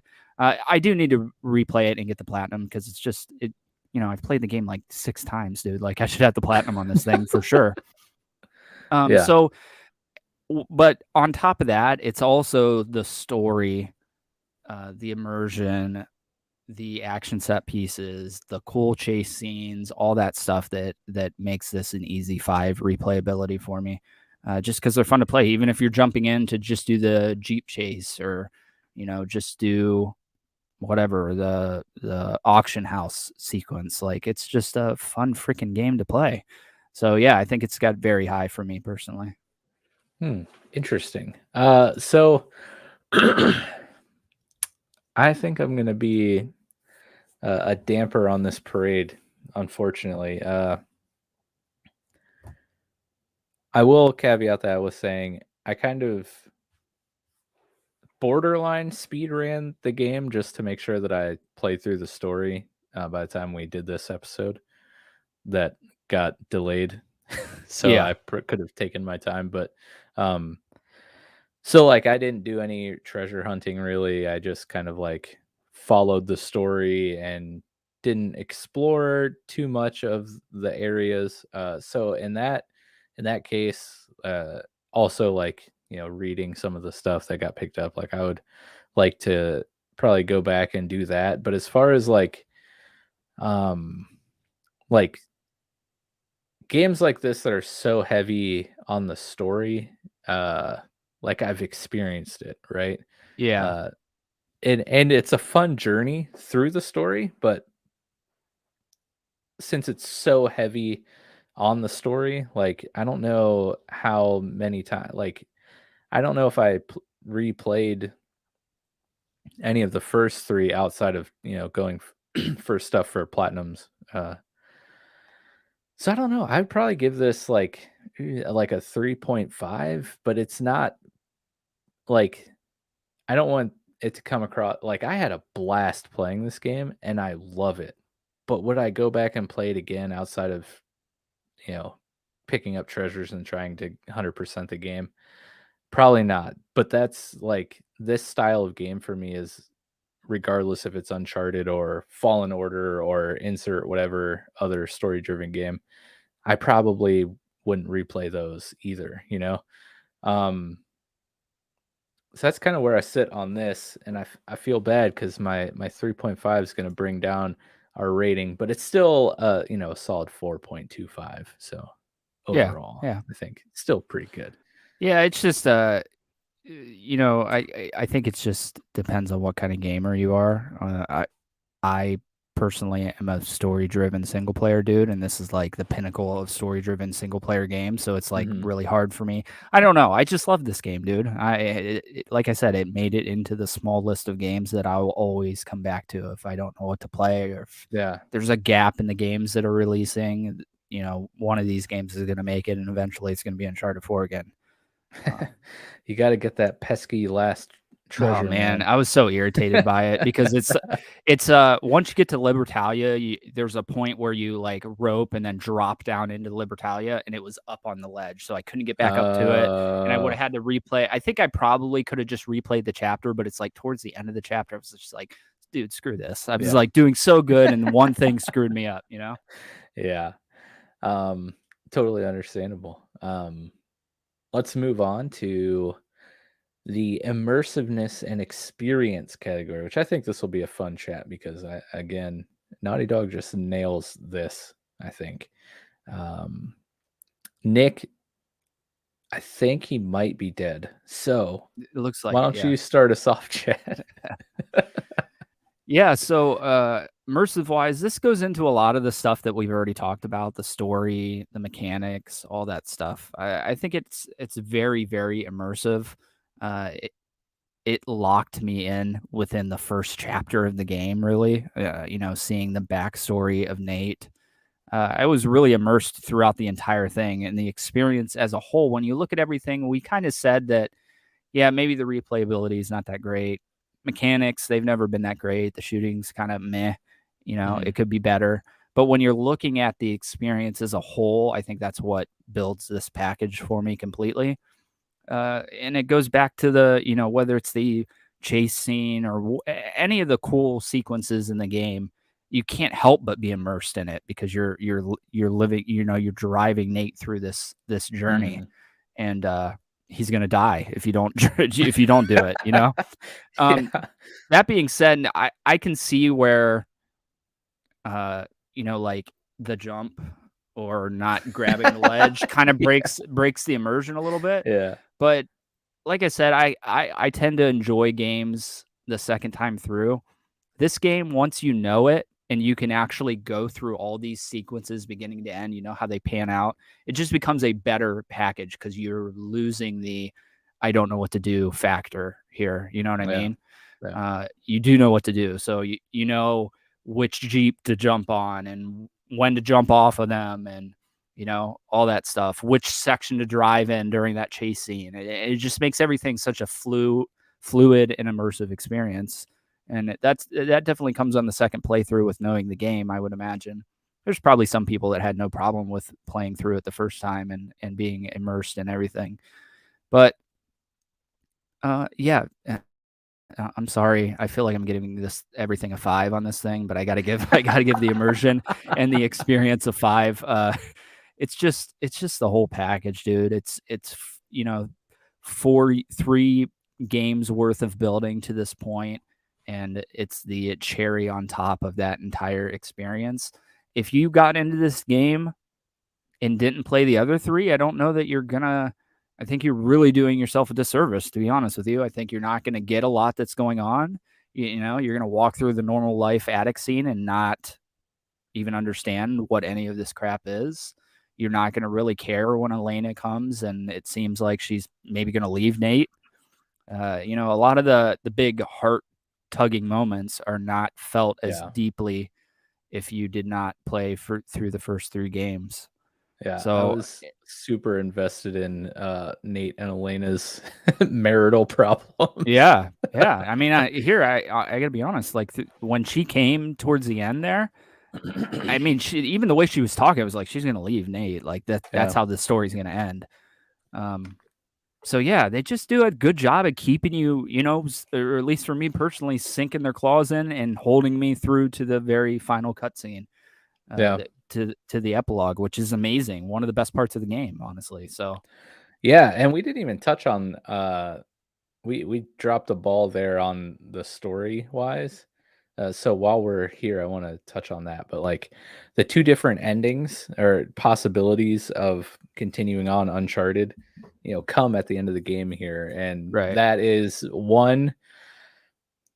Sam and Sully talking about the job that Sully has, right? And you know, maybe we have an S² adventure or something. Sam and Sully going on this thing, which would be really cool to play as Sam. And then the epilogue was so cool, and like I forget what's their daughter's name. Cassie, that's right. So, you know, playing as Cassie, you know, walking through their little, you know, beach house on some island. I don't even remember where. Was it maybe like I don't know if they India or if they even said any. But like, you know, trying to find Nate and Elena and then like stumbling onto the like wardrobe full of, you know, all the artifacts and stuff of Nate's past, and then seeing or, you know, having Nate explain all of, you know, his life experiences to his daughter was really cool. I could see continuing the series on through Cassie, right, following in her father's footsteps somehow. I think both options would be cool. I would play both games. Yeah, I don't. To kind of crap on your rhythm here, but so I enjoy the idea of playing as Sam and Sully. I like that a lot. And this is gonna probably sound sexist. I'm sorry, but let me just get through it. Okay, getting us canceled. Okay. So I kind of feel just let me explain it. I kind of feel like it made far freaking more sense for them to have a boy and not a girl, because we already have a female Uncharted game. It's called Tomb Raider. We don't need another female. It's the exact freaking thing. So it makes far more sense. It would have been better thematically. It would have been better for the story if he had a boy, and then that could have been the way to continue it. Just my personal opinion. We already have a popular female Uncharted game, and that's Tomb Raider. So, you know, take it for whatever. You know, you want to cancel me, it's fine. I don't really care. But I'm just trying to say that I think it just makes more sense for them. And that might be because I'm a father of boys, and, you know, I like the man stories in games, really. But that's kind of dying here of late. I used to honestly, I wouldn't play a game if there was a female character lead. Like, they just didn't resonate with me as much as the other games. But that was broken by Horizon. It was the first main big game that I loved that had a female lead. So I don't know. Like I said, I love Lost Legacy. You're playing as a female in that.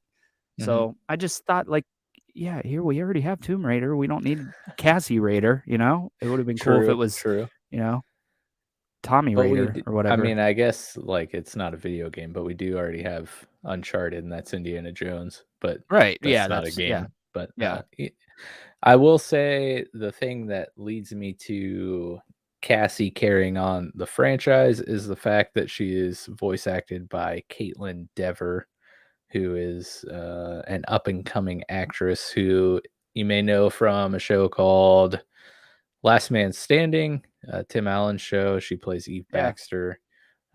She was also in a Netflix series. I want to say it's called like Unbelievable or something like that. But she's like an up and coming actress. And as soon as Cassie talked, I was like, that voice sounds very familiar to me. I was watching you. Yeah, I was watching you then, stream when you did that. Yeah, and then I had to look it up, and I was like, I knew it. Yeah. So that's I lean towards, why would you get her to voice act a character that's going to appear in a game for 2 minutes? Yeah. I also want to point out that I also think that this epilogue closes the book on Nathan Drake continuing the game, and I don't know if you because I know you were kind of rushing through. I don't know if you rushed through the end, but I don't know if you saw like the pictures on the wall that you can go look at where Elena and Nate, they've got a life going on. Like they have all these things that we're not going to see any of that crap. It's all legal stuff. It's on freaking Mockery of Time magazine and stuff. Like right. There's nothing to tell here. That's what they were doing with the epilogue. Yeah, the next game is the salvage sim. Yeah, right. You're doing everything by the books legally. Right. You have to like deal with the freaking agencies and get the stamps and for approval and permits. Yeah. But back to the immersiveness and experience. First off, Nick had to, if you noticed, he's absent. He is sick, not feeling great, and is hardly able to talk due to his sickness. So he stuck it out as much as he could, but he cannot talk anymore. So Nick, go rest. Get feeling better. He did in our chat here give us his ratings for the last 2 sections here. So without any reason, he gives 4.5 for immersiveness and experience, experience. And what, you gave it a 5? Yeah, Sochi? Yes. I would also have to give this a 5. And it stretches all the way from the crazy action, quick time, real time events. I mean, you can't get any more immersive than that. Right. But just like the fluidity of the platforming into stealthing in tall grass that is actually tall, unlike, I'm playing Pokemon Arceus and the grass that you stealth in is like maybe knee high, and I'm supposed to believe that I'm like crouching in this grass and a Pokemon can't see me. But this grass actually goes over his head, and sometimes it's hard for me to actually see what's in front of me. Yeah. But like from that to like, jumping onto, a ledge, or say you're above somebody and like jumping down, all the like hand-to-hand combat feels like I used weighty before, but like you can feel the hits. Like it just feels very heavy and human clunky, like right. Like, the clunkiness of actually being a human and doing something physical. Right. Just the way the game feels, and almost everything that you do gameplay wise, it just feels very real, and that just sucks you in. And then you add in the classic Naughty Dog seamlessness of the stories and the chapters and the cutscenes into gameplay, and it's just you can really lose yourself while you're playing this game, and almost at all times it feels like you're playing a movie, and you just can't get more immersive than that. Yeah, I agree. I do want to touch on something else in this section though that I kind of forgot about, and I also want to touch on something else. I don't really know where to put this. Probably should have been in story, but I feel like we're grazing over it, so I don't want to. But I do want to touch on the big immersiveness thing for me, is what I kind of hinted at earlier, was the lack of any kind of monster or ghost at the end of this. And it's funny because they even play on that idea when Elena and Nate get trapped in that net, and he's like, "Ooh, pirate ghosts!" Like they're like, oh, I was like, "Oh God, here it comes!" Like, please don't do this. And they didn't, and I thought it was great. The realisticness of this game, you could definitely see this all happening in real life, and I think that leans to there is no plane scene. There is no train scene hanging off the Himalayas. There's no monsters at the end. Mhm. It's just a freaking pirate story with real pirates. All the pirates they talked about in there are real. Henry Avery and Thomas too. They're all, and it felt like it had to be a pirate story for the final game, right? Like you're chasing you're chasing a pirate through, Sir Francis Drake was a pirate, so you're chasing him through the first 3 games, but this felt like a real pirate story, and and I think that's what really brought the immersiveness for me, was the lack of any kind of here's the monster at the end, like, oh Right. no, it's zombie pirates. Yeah. And then I also want to touch on the bad guys in this game, because I think they're the best in the series by a long shot. Rafe and Nadine. Rafe. I love every time Rafe is on scene, from the prison sequence at the beginning when he kills the guard, to the final fight on the ship with the swords, which just felt like such an awesome ending. Sword fight Dude, was so so good. good. I was So good. that whole time I'm like, please let me fight with this sword, and then they did it, and I was like, oh yes, so cool, so cool. And the whole aesthetic of it is really cool. The ship's on fire, you got gold all around you, you found the treasure, and now you're fighting with a maniac Rafe. He just has that like really dark rich dude who's going to do anything to get what he wants, even though he's obviously ridiculously rich already. He still wants more. I don't know. He's just if you look at the other villains from the first 3 games, they just none of them really landed for me as much as Rafe did, and I don't know if it's because of the voice actor and the kind of aesthetics of the whole game and the story they're telling, but I freaking love every sequence. Like when he calls Sully on the phone and they're in that tower in Madagascar below the freaking bell tower that falls down. It's just a creepy freaking scene where he's like, you got trackers on your phone, right? And then he's like, Nate figures it out and stomps the phone out. So I love Rafe. I thought Nadine was badass through the whole thing. Her fight scene in Italy up in the library was so cool, just beating the crap out of Nate. And I love his like dry humor while he's fighting throughout the whole thing. She at the end, she slams him to the ground. He's like, oh, mango. She's like, what are you talking about? He's like, that's my safe word. It's my safe word. Like, oh my gosh, this is great. Yes. That was amazing. Nadine, I mean, you're right. Again, it's just the characters that Naughty Dog comes up with are always so good. Yeah. I think it would be such a cool idea for an episode, and I think we should do it with Uncharted 4, but we pick a different game to do it. But I think it would be so cool to take a video game and try to cast a movie out of the characters. Because I'm telling you straight up, if we do Uncharted 4, Jake Gyllenhaal is Rafe all day long. It's perfect. Yes, it's perfect. I could see that for sure. When I see Rafe's character model, all I could think about was Emilio Estevez. Oh, really? The coach from Mighty Ducks. Oh, wow. That's all. I mean, he just kind of looks like him. But yeah, I'm sitting here looking at the IMDb page for Uncharted 4, and Warren Cole is the voice of Rafe, and I think he did a fantastic job. Laura Bailey as Nadine Ross. Interesting. I didn't know that. Laura Bailey is the one that got freaking death threats for The Last of Us Part 2, playing Abby in The Last of Us Part 2, I believe. Really? Yeah. Mm-hmm. Dang, that's psychotic. Oh, for People sure. People are psychopaths. Ridiculous. Yeah, I'm sitting here looking, and as a Troy Baker stan, how did I not know he was Sam? Oh, you didn't know that? I thought you picked that up right away. No, dude. Sam was like the Nolan. They have literally the 2 best voice actors. And Laura Bailey's freaking great too. So it's like Nolan the top North 3. And Troy Baker, like, yeah, it's perfect.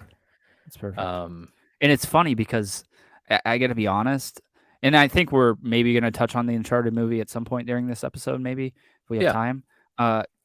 Dude, Troy Baker would have been an awesome Sam in the movie, and Nolan North would have been an awesome. Like, I wish they would have done that. They're perfect. They're perfect. Yeah. I mean, if we're telling the Uncharted 4 story with an older Nate, Yeah, that's dude, true. Nolan North, perfect. Yeah, I agree. But yeah, again, I mean, the voice acting in Naughty Dog games just through the roof on a different planet. But yeah, so Nick gave this 4.5. I don't know if I gave this anything yet. What did you give it? 5? 5. Yeah, you gave it a 5 also. There you go. You heard it here first. This is going to get a 4.75 because Nick has to not be an Uncharted stan, to level us out. Yeah. So that leaves us with the final category. And by this point, I feel like it'll be hard for us to spend much time here because we've spent, an hour and a half talking about how much we love this game. Right. But we got the fun factor. For me, I mean, if you watch the stream at all, shameless, plug there for myself. Go back and watch it. It's on Facebook and it will be on our YouTube shortly. I had a blast playing this game for all the reasons we spent the last hour and a half talking about. But it's just fun and like, from the mechanics to the graphics to the story, and just like I was talking about earlier as I was going through the prologue and the epilogue, but like just it brought back a lot of memories playing these games. I played a lot of Uncharted 2 and 3 multiplayer with my friend Ryan.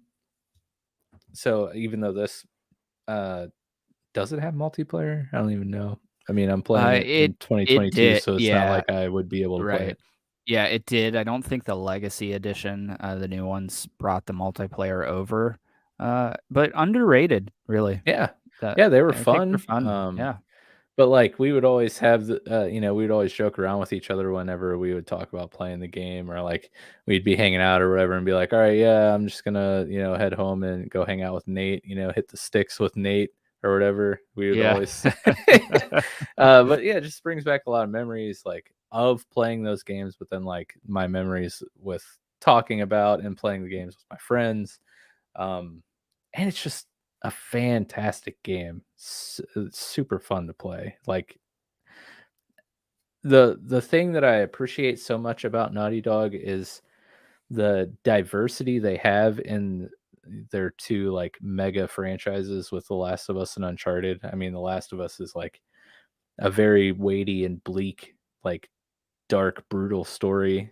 Right. And this is the exact opposite. Just like a fun, like pirate in story, but also in sense of like backstabbing, betrayal. Like it's funny. Like the Nathan Drake is hysterical. Like yeah, absolutely. It's just those two games couldn't be more opposite, and I think it's hilarious that they're made by the same company.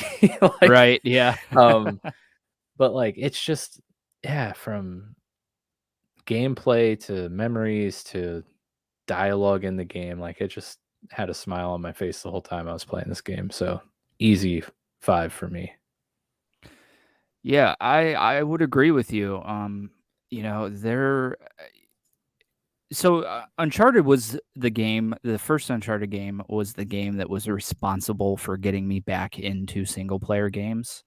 And they're all just freaking a blast to play through. And this is the best out of all of them. So it's, from beginning to end, no matter if it's my first time or my 25th time, I have a blast playing through this game, dude. I just can't help it. Yeah. There are sections in this game that I just love, absolutely love, and I could play them on repeat every day for the rest of my life and still have a great time with them. The Jeep scene, the whole bell tower collapsing scene, it's an easy 5. That's why you're coming to these kind of games. That's why you're coming to games, period, is for fun factor, right? Nobody wants to sit down and have a miserable time with a game. Oh, maybe some people do, but not me. So yeah, and I also want to point out that this is also a really, really fun game for people that know nothing about games to play for the first time. My father-in-law got really into playing this game, and he is not a gamer whatsoever. But it's also really fun. And I think I sent you a picture.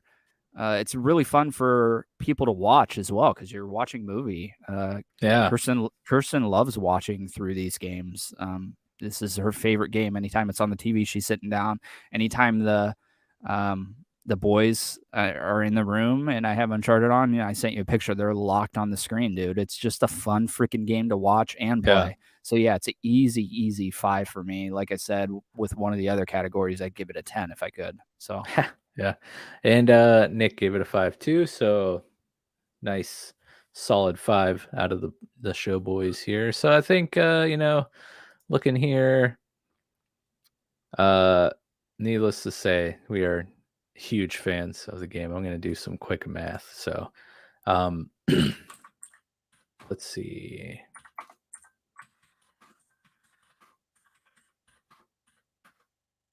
How many categories do we have? 1, 2, 3, 4, 5, 6.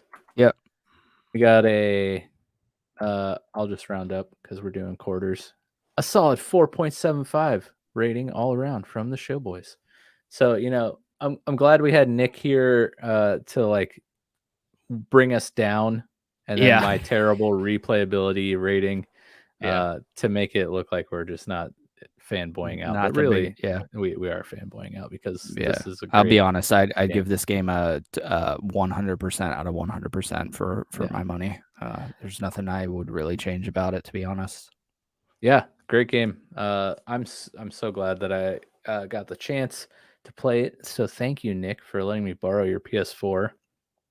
And thank you, Ryan, for letting me borrow your copy of the game.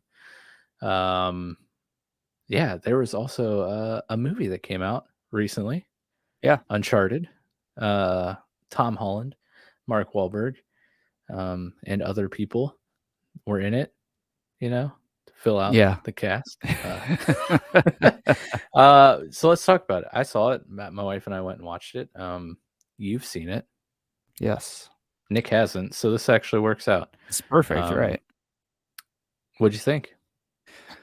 Yeah, so here I'm gonna sound like a freaking fanboy. I know it. But I really leaned on my son's reaction to this movie, and he came down a little bit after saying this, but he was like, "Dude, this is better than Spider-Man: No Way Home," and I was like, "You really?" Because he loved. I mean, we saw it like 4 times in the theater because he wanted to. So I was like, you really think that? He's like, it's awesome. I was like, okay. I mean, I'm having a good time. I don't necessarily agree with some of the casting. Mark Wahlberg, I hate to say it, but I just don't think that he does Sully very well. I don't think he understands the character of Sully. I don't know that he even looked at the character of Sully when preparing for the movie. That being said, I do like his character in the movie. It's just not Sully. You know what I mean? And it's funny because he was originally on the docket to play Nathan Drake, and because this movie was in development hell for so long, he eventually took over the role of Sully because he's older now. And I just think that's hilarious. Yeah. The kind of the weirdness I got from the casting of Tom Holland was put away pretty quickly in the movie. I thought he did a really good job as Nathan Drake.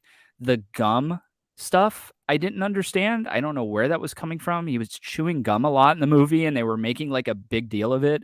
Never seen Nathan Drake chew a piece of gum ever. Did he used it for something? He used it. Keep a lock or keep a door from latching shut or something. Yeah, but I don't know that you needed to lean. Yeah. You didn't need to lean on it as much. I mean, it was like every scene they were showing him chomping on gum. I was like, what the hell? Yeah. Like, why are we doing this? The very end, he offers Sully a piece, and he just throws out the window. Like, I get it. Funny, but okay. Typically, I really have a hard time with people that make video game movies and then don't tell the stories in the games. I have a really hard time with it. It's like, it's there for you. Just tell the freaking story that's there. That's why people want you to make this movie, because the story is so good. And then you're going to take it and do a Resident Evil and make it the complete. I mean, it's unrecognizable from the games. Yeah. So I felt a little bit of that here, but not much. I thought they pulled a lot from all the different games. The bad guy, who is it? Antonio Banderas that plays the bad guy. Mhm. He's like a totally forgettable dude. Yeah. And we didn't even get that much screen time with him, to be honest, before he's killed. So, but yeah, I think Tom Holland did a really, really good job. The plane scene I thought was really well done. It's almost like straight out of the movies. They kind of took a lot from. I don't necessarily agree with introducing the Sam stuff as early as they did in this series. Maybe they were trying to avoid the backlash that Uncharted 4 got with introducing it. I think the way 4 did it was better than knowing it from the beginning. You get down the road and you find it out later. That being said, I did like their interactions when they were younger. It felt like a ridiculous Uncharted game. The action set piece at the end is just as ridiculous as any Fast and the Furious movie. But it felt like an Uncharted. God. I hate it. Felt like gassy and ferocious. I hate gassy and ferocious. Yeah. So yeah, I walked out of the theater and I had a great time with the movie. I'm not gonna lie. I'm not gonna say that it's a pinnacle of filmmaking. Yeah. But I think it's without question the best video game movie that there's ever been, for my money. Now, will somebody feel the same way about it who has played the games? Maybe not. I think they were trying to lean on like, hey, let's tell a fresh story with it. That way people that have never seen the movie will come see it. And we're going to get a sequel, no doubt. It did really well in the box office. So I'm excited to see where they go. The ending of the movie has me very excited for where they're going to go. So what do you think? The ending of the movie redeemed the movie in my eyes, because I was very confused. I didn't look at anything, like I didn't look into the movie at all, like what story they're gonna try to tell or anything. Yeah, I think you texted me mid-movie too, right? Yeah, I was like, what is going on? Like, yeah, like what are they going after a game? Are they just telling their own thing? Are they mishmashing like all the games together into one story? So didn't like Wahlberg as Sully. We already went over that. I think you nailed it. I don't think he understood the character. Tom Holland is Nathan Drake. I think like for the most part wasn't terrible. I would say that like I think he leaned a little bit too much into like the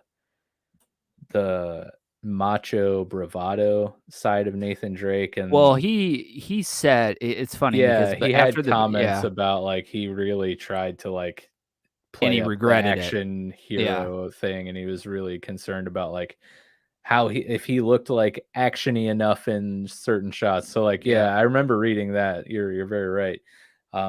But I think what makes Nathan Drake such a great character is like how witty and like funny and kind of like goofy he is for an action hero, and not so much that he's like a really actiony action hero. Man, I'm just like nailing it with my descriptions today. For like sure. Yeah. like, killing it. I'm killing having it, such bro. a hard time getting thoughts out of my head into words. So like like it wasn't awful, but I was left, with some, desiring some more of video game Nathan Drake. I loved the cameo of Nolan North though. Like that made me laugh. So, and it made me smile so big. Yeah. I like the inclusion. Did you fall out we fell out of a plane. Yeah, something like that happened to me once too. I was like, that's so great, dude. That's great. So great. Love it. Yes, we need more of that. Now we just need a Troy Baker cameo in something, maybe the Last of Us series. On HBO, but I doubt that would happen. Anyways, I like the inclusion of Chloe. After getting to the end of the movie and seeing it basically being like the start of Uncharted 1, I was like, okay, this makes more sense. It's kind of explaining how Sully and Nate, kind of got together and how they've their relationship formed and how Chloe kind of fits into this picture. So it kind of made sense in that way. And a lot of the stuff from the end is like, yeah, it's basically Uncharted 1 is the next movie. And I'm like so excited for that. Yeah, it's super cool that they did that. I do have my concerns with it though, because if they're gonna now go the route of the movies, they've taken away some things from Uncharted 3. They can't do the plane scene, right? Because they did it in this movie. Yeah. They can't do the auction house scene because they did that in this movie from Uncharted 4, which is almost a direct rip out of it. The ship is literally like in a cave, which is exactly what happened. Exactly Uncharted 4. So and we even had a female bad girl in this as well. That I thought was going to be Nadine. It's not Nadine. So it's gonna hurt them, I think, in the long run, the way they did this movie. I get that they wanted to retell the origins of Sully and Nate, and that's what this is a retelling of it. It's not how they meet in the games. It's not how any of that goes down. But I will say that I was really excited at the end when I heard him talking about Roman, who's the bad guy in the first game. Yep. Sully has the same freaking shirt on as he does in the flashback in Uncharted 3. So does Nate, has the same shirt on. He's got the ring. They're doing the deal with the ring. I'm like, dude, I'm in.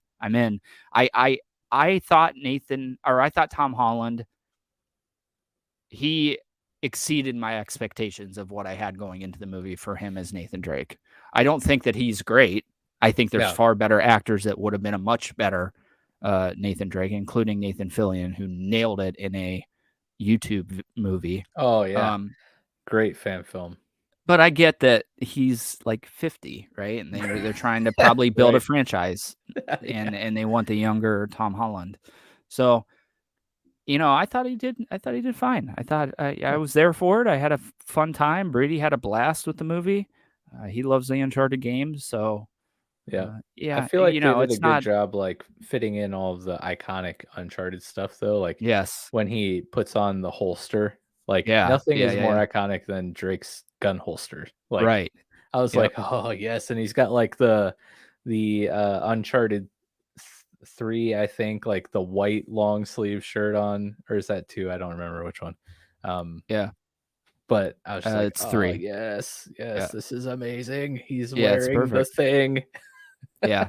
The only thing, and this is like the most nitpicky thing that I could ever pick out of this movie, but the ring necklace the ring's not properly on the necklace, and it kind of drove me crazy through the whole movie. And I understand that people are gonna be like, who gives a shit?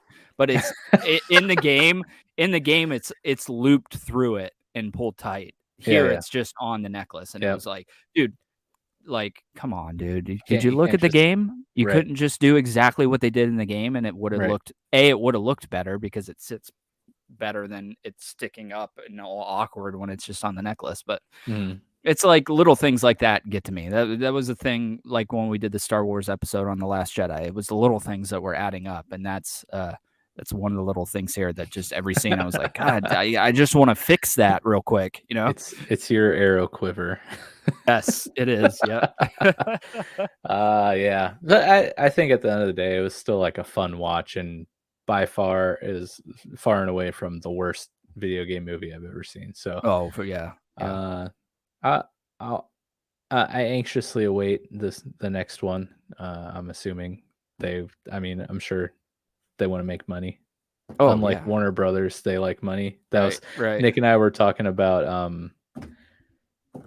before we went live. We were talking about a Snyderverse video I posted in Discord.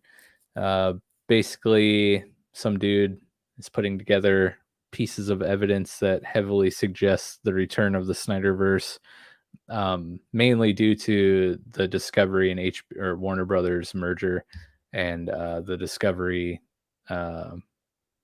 CEO guys basically going to be in charge of everything. They're merging the Discovery Plus app and HBO Max into one app. So like they're taking like control of the situation, and the guy who played Deathstroke, his name escapes me, but like recently changed his profile picture on social media to him as Deathstroke, and like Snyder's sending out like cryptic tweets and posts about DC stuff. So is Ezra Miller, and there's rumors about Batman or Ben Affleck's version of Batman. Like originally he was going to be killed off in the Flash movie, and now there's rumors that he's not going to die in the movie, leaving it open for the Batfleck to return. And so like all this stuff was going on, and we were talking about the Discovery guy being in charge, and we're just like, oh yeah, because Discovery at the end of the day, they're just like, hey guys, do you like money? Yes. Okay, let's bring back the Snyderverse. Right. It's true. It's So true. I don't Yeah. know. I'm excited. Yeah. about that. I think we're definitely getting a sequel for this movie, and hopefully they tweak it down a little bit. And I'm sure they learned stuff that they did wrong here, and that. I also really want to point out it took them a ridiculously long amount of time to put the frickin' Uncharted theme in this movie. It didn't come till the like final credits, right? And I was like, yeah, like come on. As soon as like, I heard it, I was like, yes. Yeah, right. The Yeah, most like that should be iconic at the themes beginning. ever. Oh, Yeah. dude, I love that theme. I continuously play that theme in my car. It's just a cool freaking song to listen to. Yes, indeed. But I don't know how early you got to the movie, and I can't remember where. I think it was right at the beginning. But the PlayStation cinematic they played, that's like the new cinematic for the movies. super It was cool. awesome, dude. Yeah. It had Jin from Ghost in there. It was really, really cool. Yeah. I loved it. Yeah, that was really cool. Very Marvel-esque, Yes, yeah, very. Love that. But yeah, I'm interested to also see Tom Holland take another crack at Nathan Drake, especially after all the things that he said after filming. It seems like he learned what not to do and what to do. Yeah, want to see him have another try for sure. But yeah, I'd go see it if you're looking for something fun to watch. I'd also go see it if you're a fan of Uncharted. It's not going to blow your socks off, but you'll probably have a fun time. Yeah. There's it's the most okay movie you're ever going to see in your life. Yeah. You know what I mean? Yeah, like it's not great. It's not terrible. It's just okay. Yeah, it's pretty all right. Yeah, it's pretty all right. There's a lot worse movies you could go see. That's for sure. And there are definitely a lot better movies you can go see. Also true. It's amazingly average. Yes. But you know what movie is not average? That is The Batman. Dude, and I want to see it so bad. I believe that we will be tackling The Batman next week. So you have another week, Chad, to watch this movie. Nick, if you're still out there listening, bootleg it. Yeah, dude, I gotta say, like, I know you're not one to shy away from going to the theater, but if you can make time, like, this is worth seeing on the big screen. Yeah. I read today because I want to watch it again because it was amazing, and 3 hours did not feel like 3 hours. Like, really, it was interesting. It was good. Cool. Did you see Spider-Man? I can't remember. Yes. Better than Spider-Man? I mean, I'm a different DC guy. Yeah. So you're gonna say yeah. And it's right up my alley and what I expect to see from DC movies. So I'd hate to compare the two because they're so different. Like, right, the universes are so different, and I love them both for different reasons. But it's right up there. I would say this movie's a masterpiece artistically and like Batman. Interesting. Okay. Wise. Next question. Can I take my 8-year-old to see it? Did he see like Batman vs Superman? No. But not because reasons... I didn't want him to see it, just because he didn't watch it. Yeah, I would say I was trying to tell like how dark is the Riddler, I guess is what I'm getting at here. Pretty dark by the looks of it. It's very inspired by Zodiac. So right, yeah. But in terms of like what's actually shown, I mean there is some brutal violence, but it's not like you're not seeing like it's not gory. It is dark and it is brutal, but you're not seeing like severed heads. You're not seeing lots of blood. You're not seeing like there's no nudity. There's no sex. Like language is fairly because tame. it's PG-13, right? It's Yeah. not R. Yeah, but the Riddler is terrifying. I heard he's great, dude. True I can't wait to see psychopath. him. Yeah, I can't wait to see him. But yeah, so I don't know. I mean, here, honestly, I'm talking- thinking about doing a Demon Slayer episode with Brady, and that's probably significantly more violent than Batman is, if I'm being honest. It's not my best parenting choice, but it happens, you know? I feel like some of the stuff that's terrifying about the Riddler might go over his head because he's so young, you know? Right. Yeah, that's true. But yeah, I was looking up today online to see when it's coming to HBO Max because I want to watch it again. And I am a huge advocate for going to the theater, but in my phase of life I'm in right now, it's very hard for me to escape and get time to go away to sit in front of a movie, especially one that's 3 hours long. Because while it didn't feel that long for me watching it, I'm sure it felt that long for my wife sitting at home with 3 children. Right. But yeah, it's coming to HBO, I think on like April 19th. Oh crap. But our episode next week is before April 19th. So I don't think you're gonna be able to watch it on HBO Max. But yeah, I'm excited to dive into this because it was a phenomenal movie and I want to watch it again. And I've been like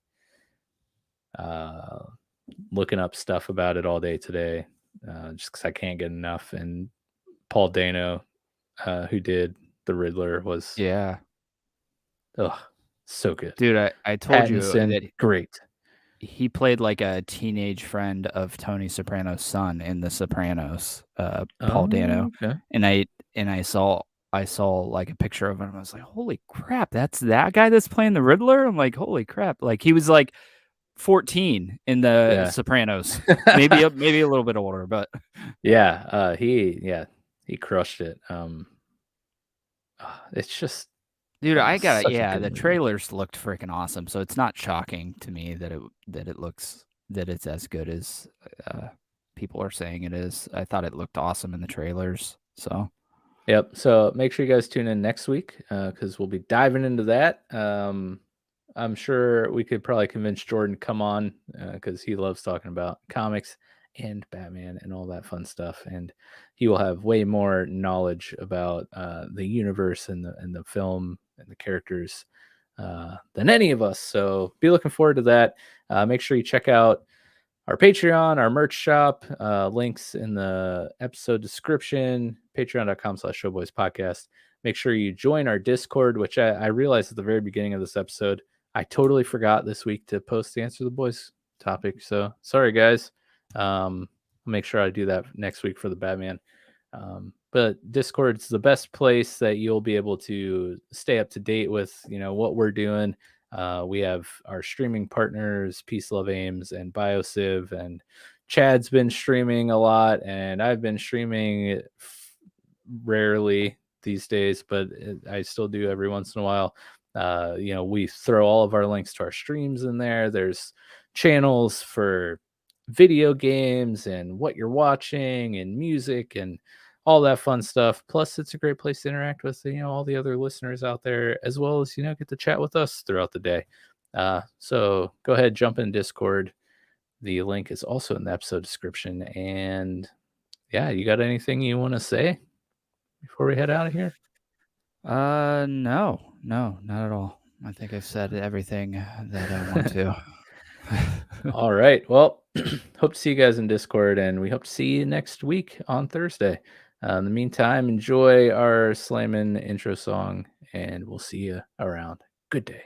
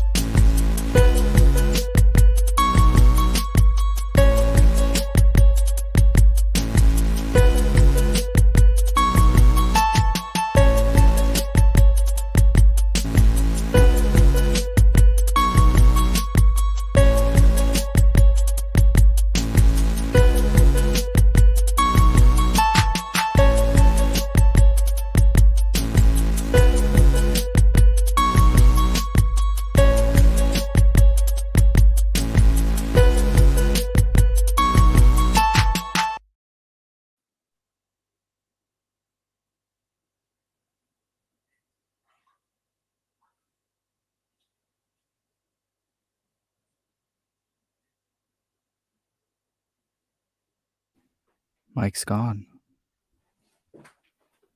Forever. Forever. Forever. I was really hoping that bathroom trip would not take as long as it did. No, you're good. I just awkwardly stared at the camera for the 30 seconds. I was like playing the song in my head, and I'm like, wow, this pee is going way too long. Playing the song in my